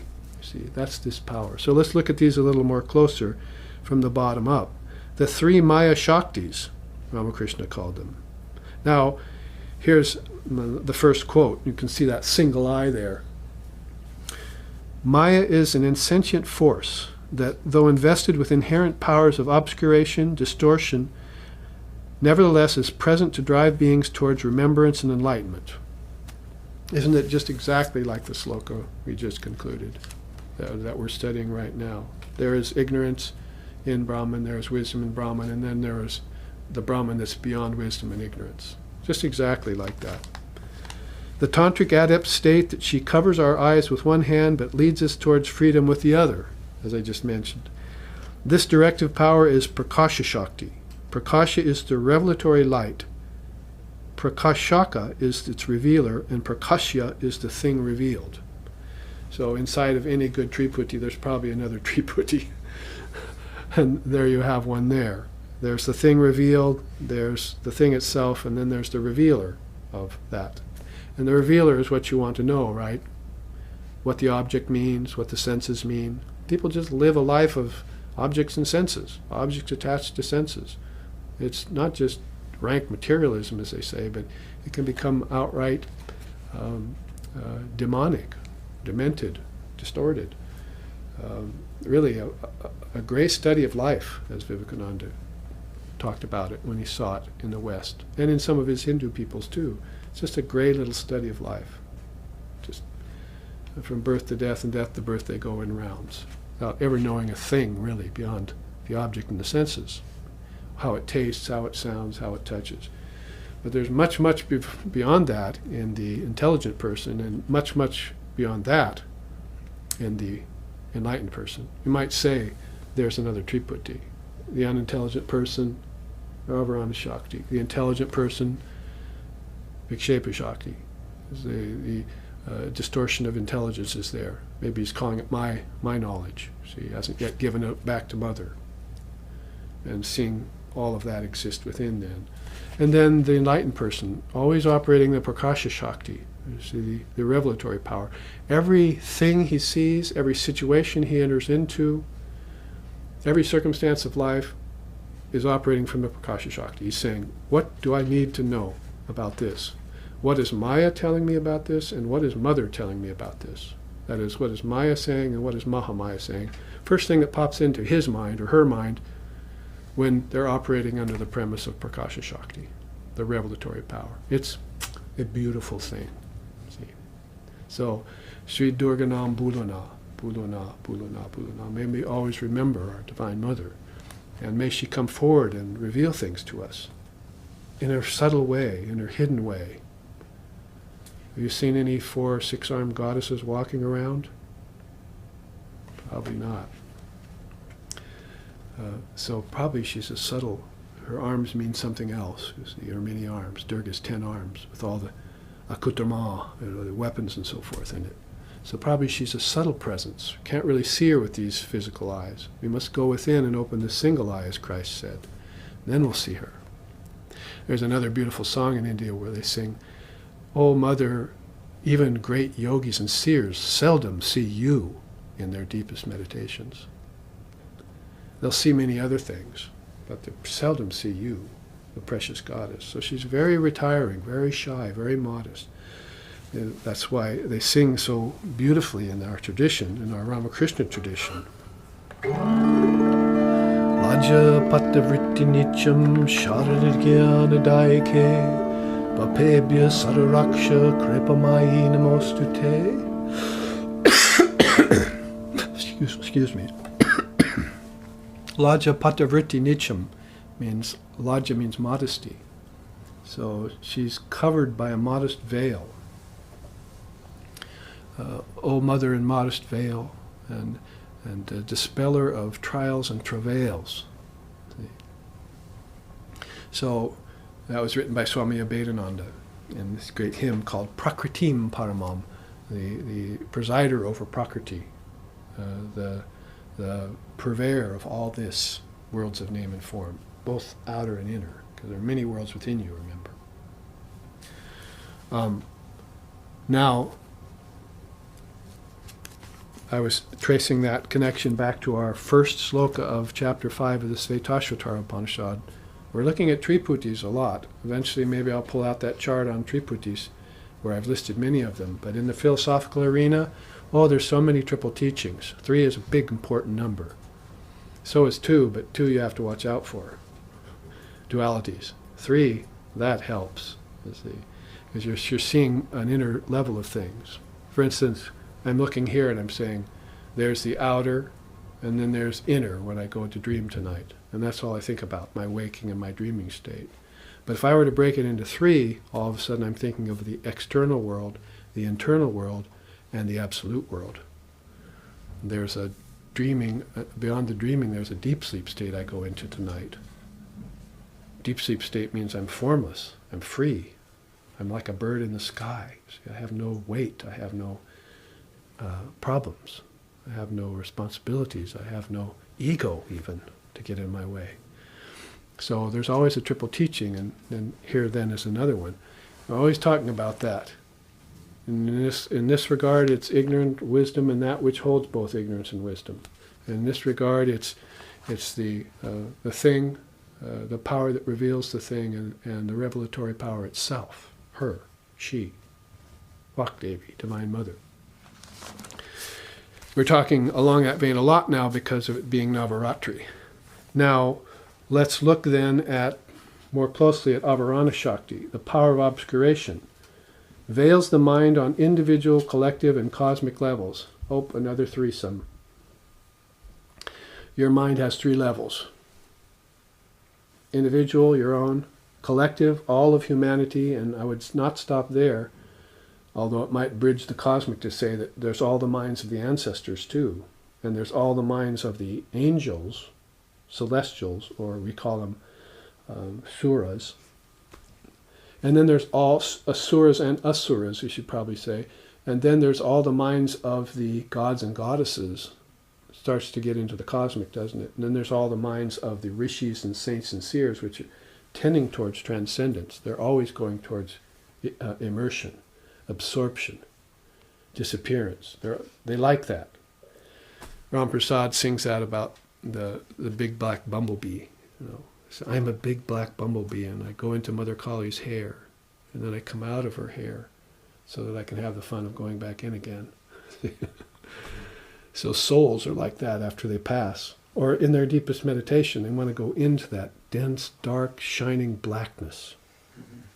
And then they want to come out of that so they can have the fun of doing that roller coaster kind of ride back into merging with her again in the beautiful black hair of Mother Kali, which are like strands of prana flowing throughout all the universes. Long black hair flowing through space. Beautiful symbology to Mother Durga and Mother Kali. Now another point is relaxed, is related to the guna of tamas. We said that. Third bullet point, works in conjunction with Vikshepa Shakti. So we can't really compartmentalize the power of obscuration from the power of distortion. If something is totally covered over, then it's going to be very hard to see it. But if something is partially revealed and partially hidden, then you're going to see a combination there. So you can see how the power of avarana will segue nicely into the power of vikshepa. Something completely obscured will get partly revealed. This happens at all levels of being now. We're kind of pointing toward the philosophical level of revelation in our minds. But it happens out in nature too, something that gets partially revealed. Like Sri Ramakrishna was looking in a lake and there was green scum there. Couldn't see himself. Right? That's avarana shakti, total obscuration. But he put his hand in there and moved some of the scum, and all of a sudden he could see his reflection. That's the power of vikshepa shakti. His reflection was a little distorted because of the waves caused by his hand. So that's the conjunction of power of obscuration with the power of distortion. But then if he waited long enough, there's a period there of a few seconds where the waves would stop and he could see himself perfectly. See? And that's Prakasha Shakti, without any waves.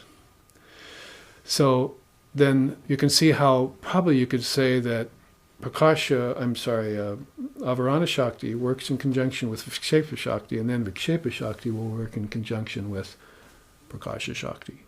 You can't really separate them out completely, is the point. Let's look at Vikshepa Shakti, the power of distortion.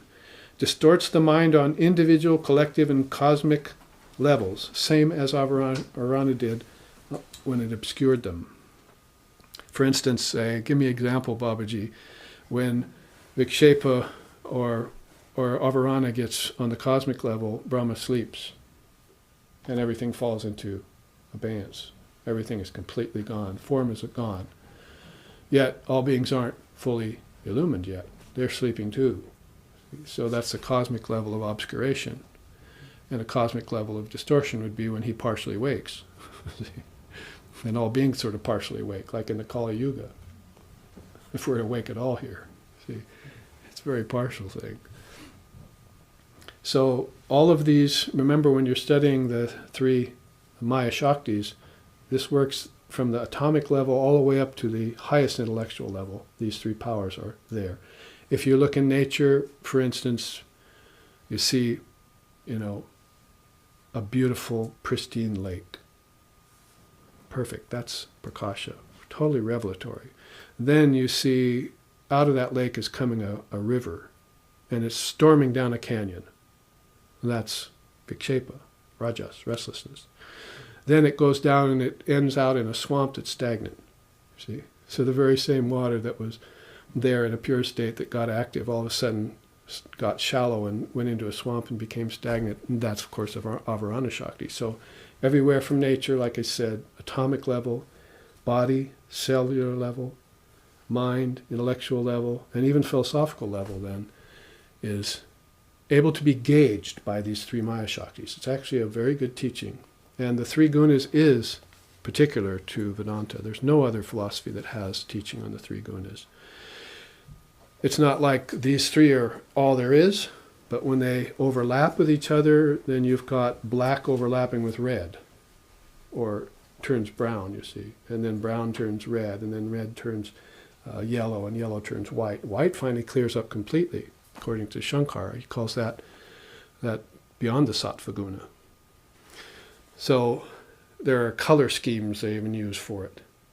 But as you're very slothful and you're completely, just the brutish human being, just completely turned off, dull, sleepy, no light in his head at all, dumb brute in the form of a human being. Then all of a sudden some little impulse towards movement comes, you see. A little bit of rajas is entering in, you see, to start to move him. So it blends with the tamas, gives him power to stand up, you see, and go do something. I think I have to eat now, you see. And then as that refines more and more, of course, the sattvic person get rid of restlessness, and all of a sudden feels, oh, I'm so glad I feel balanced now, you see.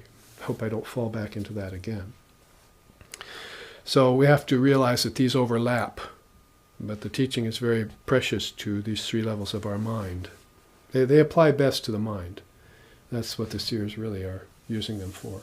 But we see them in nature, and we see them also and as they get transcended. Now, Prakasha Shakti, did we finish that? Basically, it's related to the guna of Rajas, Visheka Shakti is, and it also works in conjunction with both Avarana and Prakasha Shaktis on either side of it. Then Prakasha Shakti is the power of revelation. It clarifies the mind by revealing the actual nature of things. As I was just saying, like an object. I'm actually seeing it empty. I see that it can't fulfill me. This is Prakasha Shakti in you saying, well, wake up, you know. And once you wake up, let's make a conclusion about this so you don't drift back later to it. How often do we drift back later to our same old mistakes and our same old errors and learn the same lesson over and over again, but we never finally conclude, you know, maybe I should just not do that anymore. People in the room are grimacing. Live stream audience, just in case you did at home. So basically, that's what we kick ourselves for. And finally, though, the Prakasha Shakti becomes so pronounced in us that we can make a final conclusion, an end to those nocturnal falls that we're always engaging in. And we can just lift ourselves up and stay in one level of higher consciousness. That's what we see in our gurus and so forth. It's related to the guna of sattva and leads beyond it as well. So Prakasha Shakti has a very powerful function there. As I was just saying, Shankar would say there's yellow is kind of, sattva, but then when it gets to white or pale, it's getting beyond the sattva guna. And that's where you want to go, really. Sattva guna is not pronounced as the highest. That is, it's not good enough just to be in balance. Because balance brooks imbalance. And you always have that fear and that balancing act you try and do, even on a subtle level of going out of balance. You don't like it. Your bliss is not unalloyed. It's not uninterrupted. It gets interrupted by some little thing, and you might not know it now, or you might not think about it very often if you do know it now. But when you're in balance, the smallest thing can seem much more aggravating to you than when you're not in balance. The biggest thing comes to you. You really get very specific about your consciousness, and you want it to be absolutely pure and perfect. And so the smallest little thing will get in there, like a grain of sand in your bed at night, or a hair in your food, and it'll seem to ruin the whole thing. There'll be a monkey in your wrench. So that is why the seers want to transcend sattva. They want to use it as a springboard to get beyond all modes of nature, because these three are called the modes of nature: tamas, rajas, and sattva. And they're in every mind from cosmic on down. Now, if you go up to the cosmic mind, called Lord Brahma or Hiranyagarbha, maybe that's a good time to read the next sloka. He alone presides over nature in all aspects and controls every form and every cause of production. He witnesses the birth of the firstborn seer of golden color and nourishes him with wisdom. So Brahma, or Supreme Shakti, is going to nourish the Hiranyagarbha. That's in this level of language. The shining one, the firstborn seer, is Hiranyagarbha, the cosmic egg, the producer of all form, or Lord Brahma's mind. So Lord Brahma might give rise to 7 Saptarishis, or 10 Manus that give rise to 7 Saptarishis. So he's the most sattvic of all minds, the creator God. But who nourishes him is this Supreme Brahman. He'll have to turn his back is to the Supreme Brahman, and all the light from the Brahman comes through him and turns into worlds as it goes down the color spectrum. But he'll have to turn his back, but he'll have to turn around and look at that light when he wants to give up his Lord Brahma form. For hundreds and thousands of cycles he keeps the form of Lord Brahma, and then he finally gives it up to another great soul. And that great soul takes on the next Lord Brahma form, is how they say. And it just goes on and on like that in immensely long cycles, much longer than 4,320,000,000 year cycles that science has talked about. In fact, that's a beginning, middle, and end that has a definitive conclusion, doesn't it? But these cycles don't. They just roll one into the other as the whole thing just moves on. And all presided over by these three gunas, coming and going. If you look at the yoga teachings, if you remember, getting rid of the three gunas happens at an incredibly high level of samadhi. There's always a vestige of them into a very deep wisdom samadhi. You don't get rid of them until almost enlightenment, which is kaivalya. So they're part and parcel of everything in the creation, all the way back to its most causal form. You'll find the three gunas still in a very subtle form. That's why a name like Swami Trigunatitananda is so important, you see. Swami Trigunatitananda was one of Sri Ramakrishna's direct disciples. It means the bliss of the one who has transcended the three gunas for all time. Never has to come back into slothfulness, what to speak of restlessness, what to speak of even this sattva with its subtle, precarious balance and imbalance duality. Perplexes you. So then there's the second sloka. We managed to segue into that. He witnesses the birth of the firstborn seer of golden color. So that's what we're talking about here when we talk about the most sattvic of all minds, Lord Brahma, the creator, the first of the Trinity. He's pure sattva. So when you find him, you'll find creation is vibrating at a very beautiful level. And you'll see some of that in nature, if you're sensitive. That's Lord Brahma's light, the Hiranyagarbha. And in fact, I just chanted about it at the beginning of this class. Hiranmaye pare koshe virajan brahmanishkalam. Tachu brahm jyoti sham jyoti. Jyoti is the name for light of consciousness. So that means that shining like burnished gold, highest and deepest. That kind of idea is the Hiranyagarbha. And I also chanted Agnir Murta Chaksusi Chandra Suryao. That is basically that one being is the indwelling consciousness in all things. Fire is its head, the sun and moon are its two eyes, and so forth. Revelation of Scripture is its mind. So that's that level of the highest form that we can conceive of, the Ishvara form or the Trinity form. Salutations to them. Also, salutations, Namo Brahmane, to the one who is behind them, who has no form at all, but whose light infills them all. So, second sloka there of the Shvetashvatara Upanishad's fourth sloka, also explained in terms of Prakasha Shakti. It also exposes truth in association with Adhyaropa and Apavada. Now you can see its real Vedantic roots and connection, can't you? Because those are words that my students should know about, along with the four treasures and the six jewels. And if you're starting out in Vedanta, which is a finishing school of spirituality, you don't come to it unless you've gone through the various levels that we've talked about here of religion and philosophy. You come to it at a very high level, and it means that you're going to come upon this need for the quality of viveka. Sounds familiar, right? Because SRV means Sharada Ramakrishna Vivekananda. So he is the bliss of discriminating wisdom. My favorite teaching about discriminating wisdom, hands down, is Lord Vashishta, when he says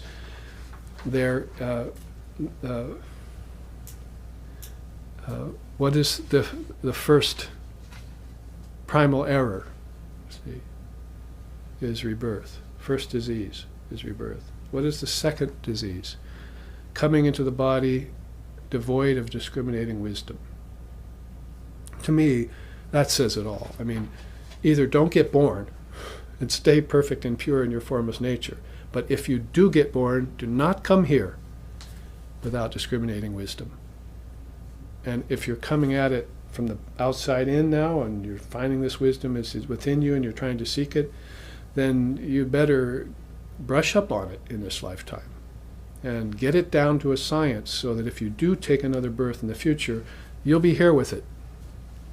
It will not abandon you.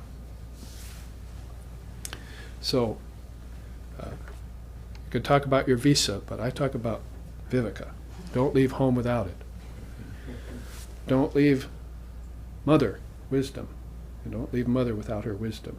And then when you come back, she'll also guide you back to her through her wisdom, right? It's revelatory. It'll cut through everything.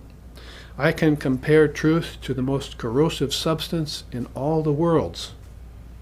It cuts through subtle things quickly. It cuts through even the most gross things. It'll take more time, but it will cut through, as to paraphrase Swami Vivekananda. He's talking about truth. Truth is the most corrosive substance in all the worlds. You just take a little drop of it in and watch your ignorance disappear, and then feel yourself get free. And once you get on that trajectory, don't look back, as they say. See? Now, if Viveka is that great first treasure that you want in Vedanta, then it goes together with Adhyaropa Apavada. We've studied it through the six treasures and 4 jewels, but let's study it via this. The saying here is, the ability of a spiritual aspirant to adroitly detect the unreal false superimposition of name and form over Brahman. You might say it could all be done in a few seconds. Oh, I see. Form covers formlessness. End of story. It's not like saying, well, there is no such thing as formlessness. There's only form. Or it's not like saying, let's pit form and formlessness against each other philosophically and see which one wins. It's not like saying my waking dreaming state has form and my deep sleep state is formless. This is more cut to the chase, isn't it? All you need to do is see Vivarta. That's the first thing in Vedanta they want you to do, is acknowledge that these two Shaktis are in operation here in this world of name and form. Avarana and Vikshepa. Things are getting covered, things are getting distorted.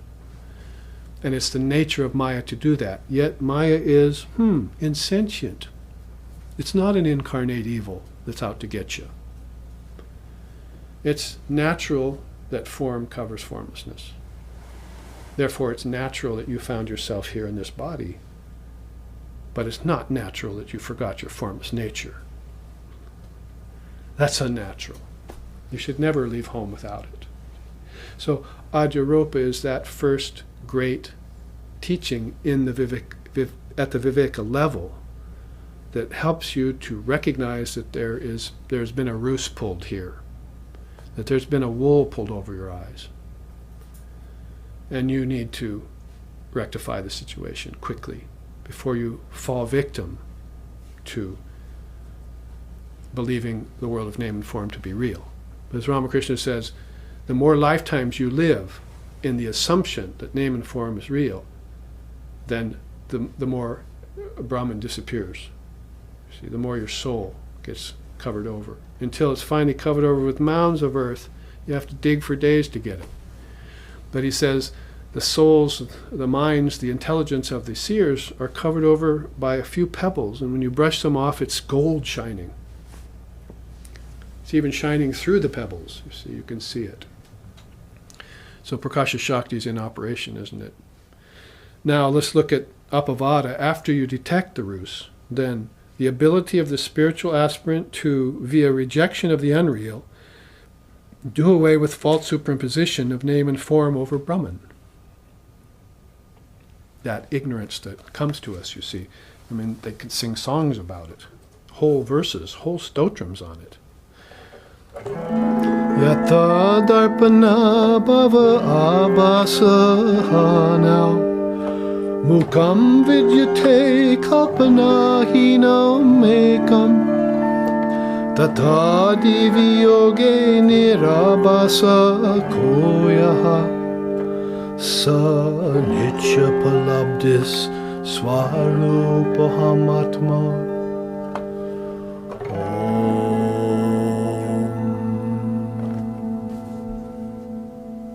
Where does that come from? Anurag?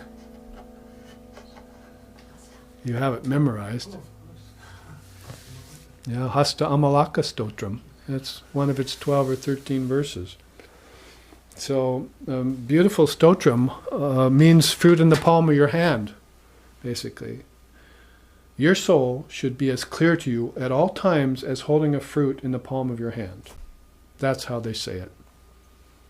Hastamalaka was, could be Shankara himself that wrote this hymn, but they say that one of his chief disciples is named Hasta Amalaka Ananda. Swami Hasta Amalaka, or however you're going to put it. Basically, this is a man who was completely mute until he was about 12 or 14. Shankara came to his village and his father complained about his son never speaking. And Shankara brought him before him and said, "Son, who are you? Where have you come from?" And the first words he ever spoke was, "I am not a human, I am not a god, inhabiting celestial regions. Neither am I a priest, a warrior, a merchant, or a menial worker. I am the ever-conscious eternal self, infinite and pervading everything." The first words that came out of the young man's mouth were those.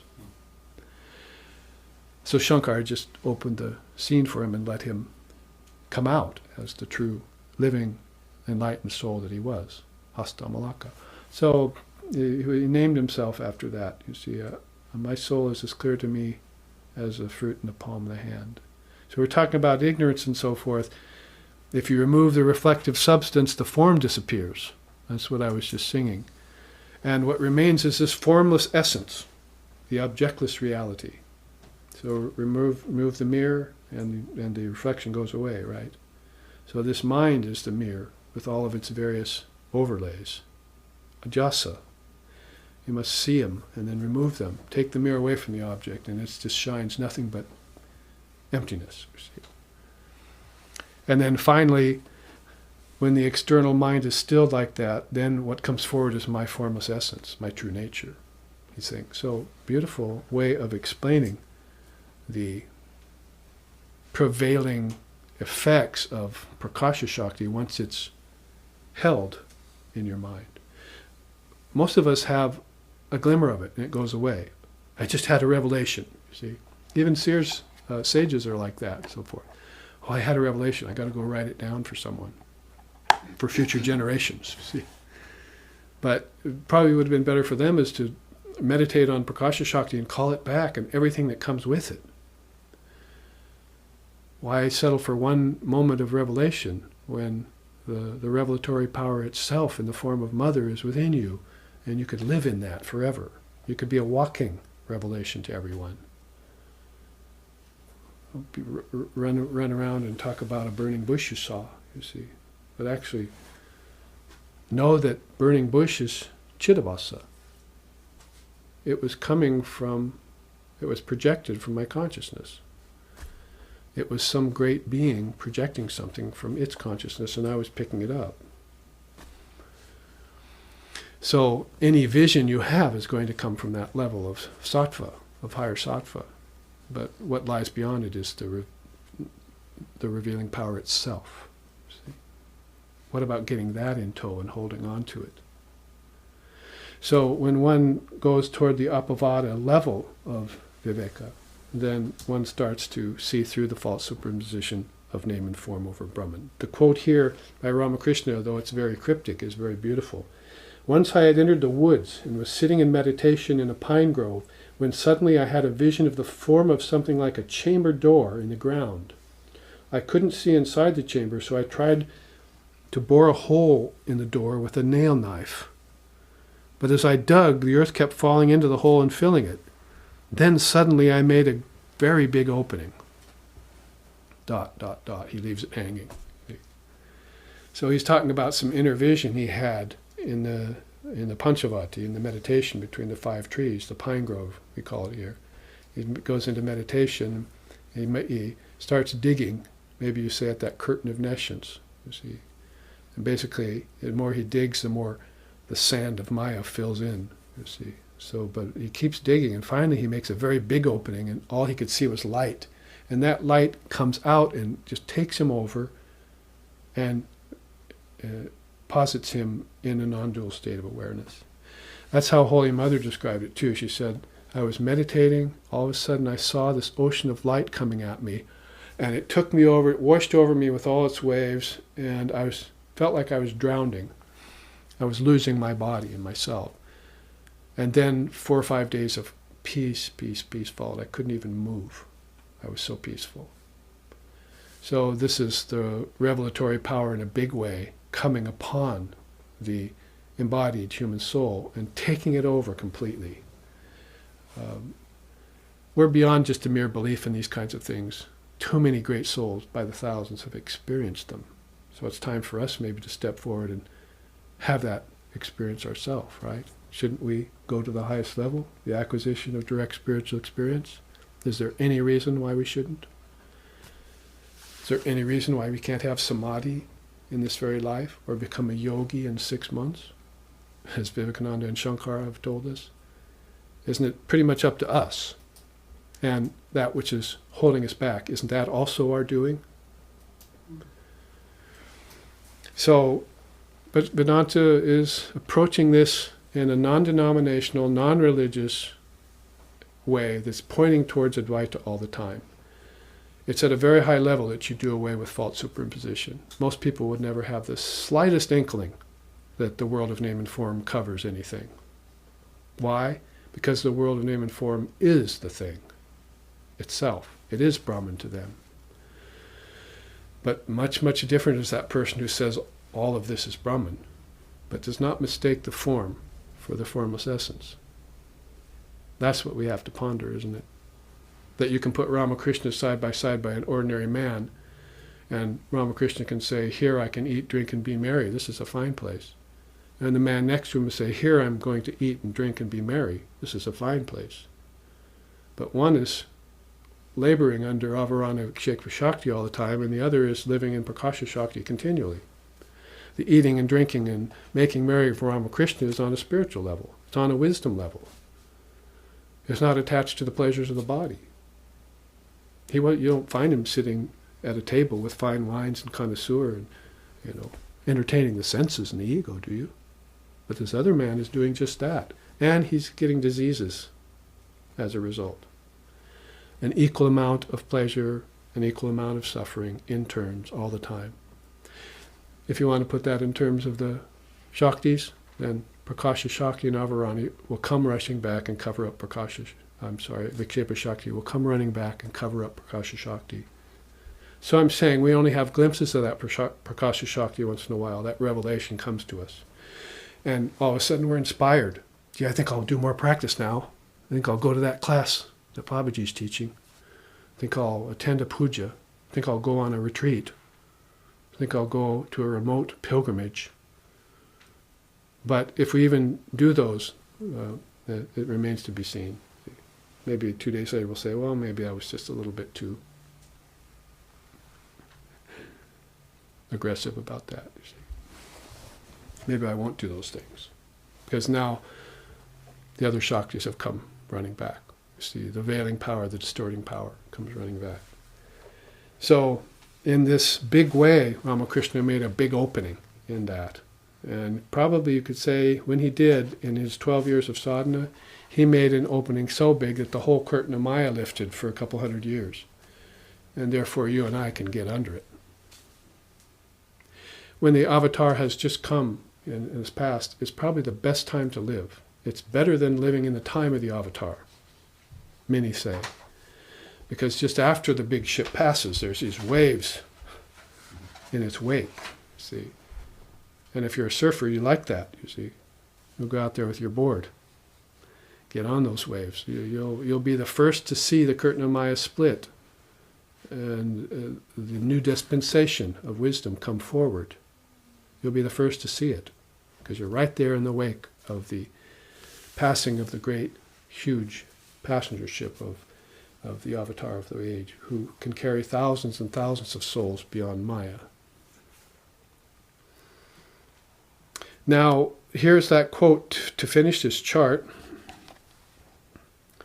In the remaining 15 minutes, we see that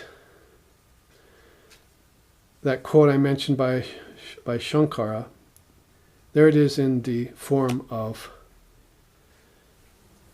the Sanskrit. The English says, espying a snake one evening in the semi-darkness, a man reacted in abject fear. Upon closer inspection, he saw that the illusory snake was really a rope. Similarly, a man sees the universe where only Brahman exists. The power of obscuration, avarana, causes the mind to cover reality with the world. The power of distortion, vikshepa, makes him perceive the world as distinct from Brahman. But the penetrating power of prakasha reveals all such superimpositions and projections to be unreal. Nicely put then in terms of that Raju Sarpanyaya, they call it in Sanskrit, the rope and the snake. That is, the snake in the rope. So the rope is the real thing, the snake is your projected fantasy. So we're doing that not only at night as we walk along at dusk and seeing a rope and recoiling in fear, but we're doing that, more importantly, by looking out in the universe and not perceiving the reality underlying it, and only focusing on what we assume is reality. 5 senses, 5 objects, pleasures, and so forth. 5 elements. So it's really Vedanta's way to clear that up, isn't it? Make thine eye single. Once you really get that clear, then you find yourself walking around in a state, not of abject fear, but of real revelation, prakasha. She's with you. And every situation, as I said, every being you meet, every relationship, every act you do is guided and presided over by that prakasha shakti, like our puja tonight will be. We'll invite her in. Om Yasya Darshan Vichanti Devaha Svabhista Siddhaye. Oh, Mother, come into our presence with this mudra, you see. Come into our presence. And we'll invite her into everything, and then we'll start offering flowers and various things that she will love. That would be mere bribes if we didn't love her, but are actual incentives to come to us and bless us when they're done with the heart's love. And the mind's clarity, isn't it? Because the heart can't really love until the mind's really clear, isn't it? We say that path of knowledge should be entered into, clear up your ignorance, and then love will be a natural given. So it is true we believe love is the essence of all things, but we must qualify that as Vedantists and Buddhists and others.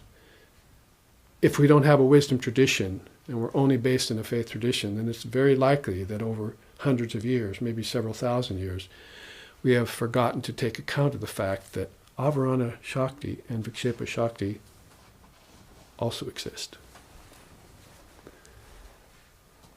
And they are very real Mayic tendencies in our mind and in nature, and that we must spy them via the methods of Adhyaropa and Apavada, is how Vedanta puts it.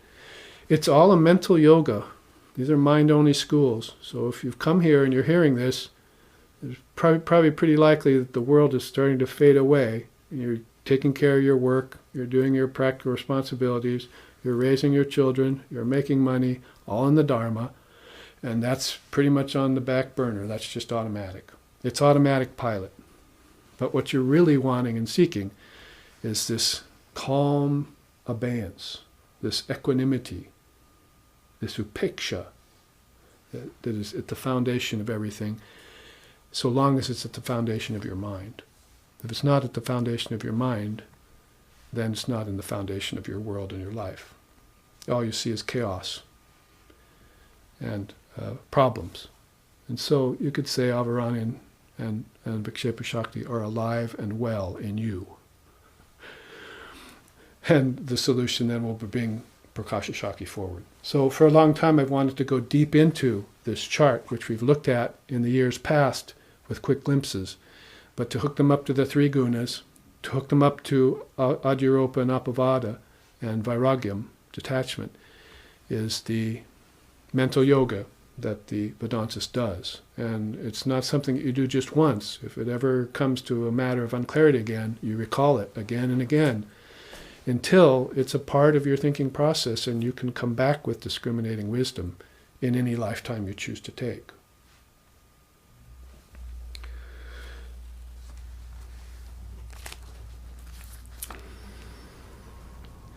in terms of, and I'll give you this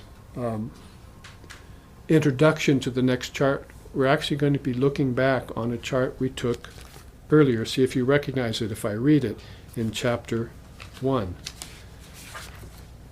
We think of Brahman as a universe resembling a wheel, which has one felly with a triple tire, 16 extremities, 50 spokes, 20 counter spokes, and 6 sets of 8, which is driven along 3 different roads by means of a belt that is single yet manifold, and which each revolution gives rise to 2s. Remember that sloka out of chapter 1? Well, basically, that's what caused me to create this chart of the manifested Brahman. Also, this chart we took at the same time of the mighty river of the manifest Brahman. So we can give the live streaming audience a look at these charts. We only have about 10 minutes left, but we want to take a quick look at them in conjunction with these slokas. So this is kind of your homework. Your homework is basically to study the first 4 slokas of the chapter 5 of the Shvetashvatara Upanishad before my next visit in February. I will be in India and Calcutta in mid-December for about 3 weeks with a group of students, and then we'll be back, and in the month of February we'll be celebrating in Seattle with a retreat on Swami Vivekananda's 150th year of since he was present with us. And so when we come back to Portland after or before that retreat, we'll be looking at these 4 slokas. Let me read them for you quickly. This one we studied in depth today. Ignorance leads to the perishable, wisdom leads to immortality. Entirely different from these 2 is that imperishable, infinite, secret Brahman, in whom exists wisdom as well as ignorance, and who governs them both. Brahman alone presides over nature in all its aspects and controls every form and every cause of production. It witnesses the birth of the firstborn seer of golden color and nourishes him with supreme wisdom. Sloka 3 of chapter 5. Differentiating each genus into species and each species into its members, the Supreme Being withdraws them once more into their own ground at the end. Again, bringing them forth as agents of creation, the Great Self holds sway over all of them. Just as the sun shines, lighting up all space above, below, and across, even so does the one adorable God, the repository of all goodness and greatness, preside over everything that has the nature of a cause. Now, in that regard, I'll come back and I'll teach you a very beautiful chart about causes and effects and how they come into the mind. That is, science basically, we're not thinking in terms of karma. That's the problem. We're thinking in terms of randomness. As if, sowing and reaping don't have some connection. So we think we can escape effects of negative actions and so forth. But as a culture and as individuals, if we're intelligent, we find out that's not true. So rather than just the knocking together of one object against another object in space, or the colliding of 2 mosquitoes in dense gases, as they say, we want to look at cause and effect more than on a physical level, how it happens at all these levels, at the emotional level, which is very big for the Western psyche right now, and needs to be purified, at the mental level, at the psychological level, at the intellectual level, at the philosophical level, and at the spiritual level. These are all levels of our being. So I will come back and teach on causes and effects in the mind, and it's going to be even deeper than the charts we just saw on Prakasha Shakti, Avarana Shakti, and Vikshepa Shakti. However, as you can see by the nature of these 4 slokas, the first 4 slokas of chapter 5 in the Shvetashvatara Upanishad, that there is some grounds for confusion amongst the teachings when it talks about ignorance and wisdom both being in Brahman. The way the ancient rishis, probably pre-Upanishad, before the Upanishads came about and were solidified and condensed, the way the ancient rishis put it is that there's a manifest Brahman and there's an unmanifested Brahman, or there's Saguna Brahman and Nirguna Brahman. Saguna is Brahman with attributes. Nirguna is Brahman free of attributes. And therefore, we should look at what he's talking about here in these slokas, except for a few cryptic mentions, is pretty much the Brahman with attributes. Here is the Brahman, you see, that we were just reading about. It has that amazing description. We think of him as a universe resembling a wheel, which has one felly, the triple tire, 16 extremities, 50 spokes, 20 counter spokes, 6 sets of 8, which is driven along 2 different roads. This is the belt. It's always turning back and forth between virtue and vice, happiness and misery, and which is single yet manifold, in which each revolution gives rise to sets of 2s. Always sets of 2s. Creation and destruction and life and death and so forth and so on. The opposing pairs of opposites, or contrasting pairs of opposites, which Vedanta is so famous about indicating, which are very much connected with the three Shaktis, Avarana and Vikshepa Shakti. Along with that, the mighty river of Brahman is, of the manifested Brahman, it's important to say, is also there with all its eddies and its whirlpools and its various twists and bends. So we will look at these 2 charts again in February in terms of these first 4 slokas of the Shvetashvatara Upanishad, chapter 5. And your homework, please, would be to read those and study them and come up with any other way of practicing Adhyaropa and Apavada in your mind. And being aware all the time of that Prakasha Shakti that is willing to reveal to you, waiting and willing to reveal you all secrets that will do away with all false superimpositions. So with that said, then, let's end with a chant.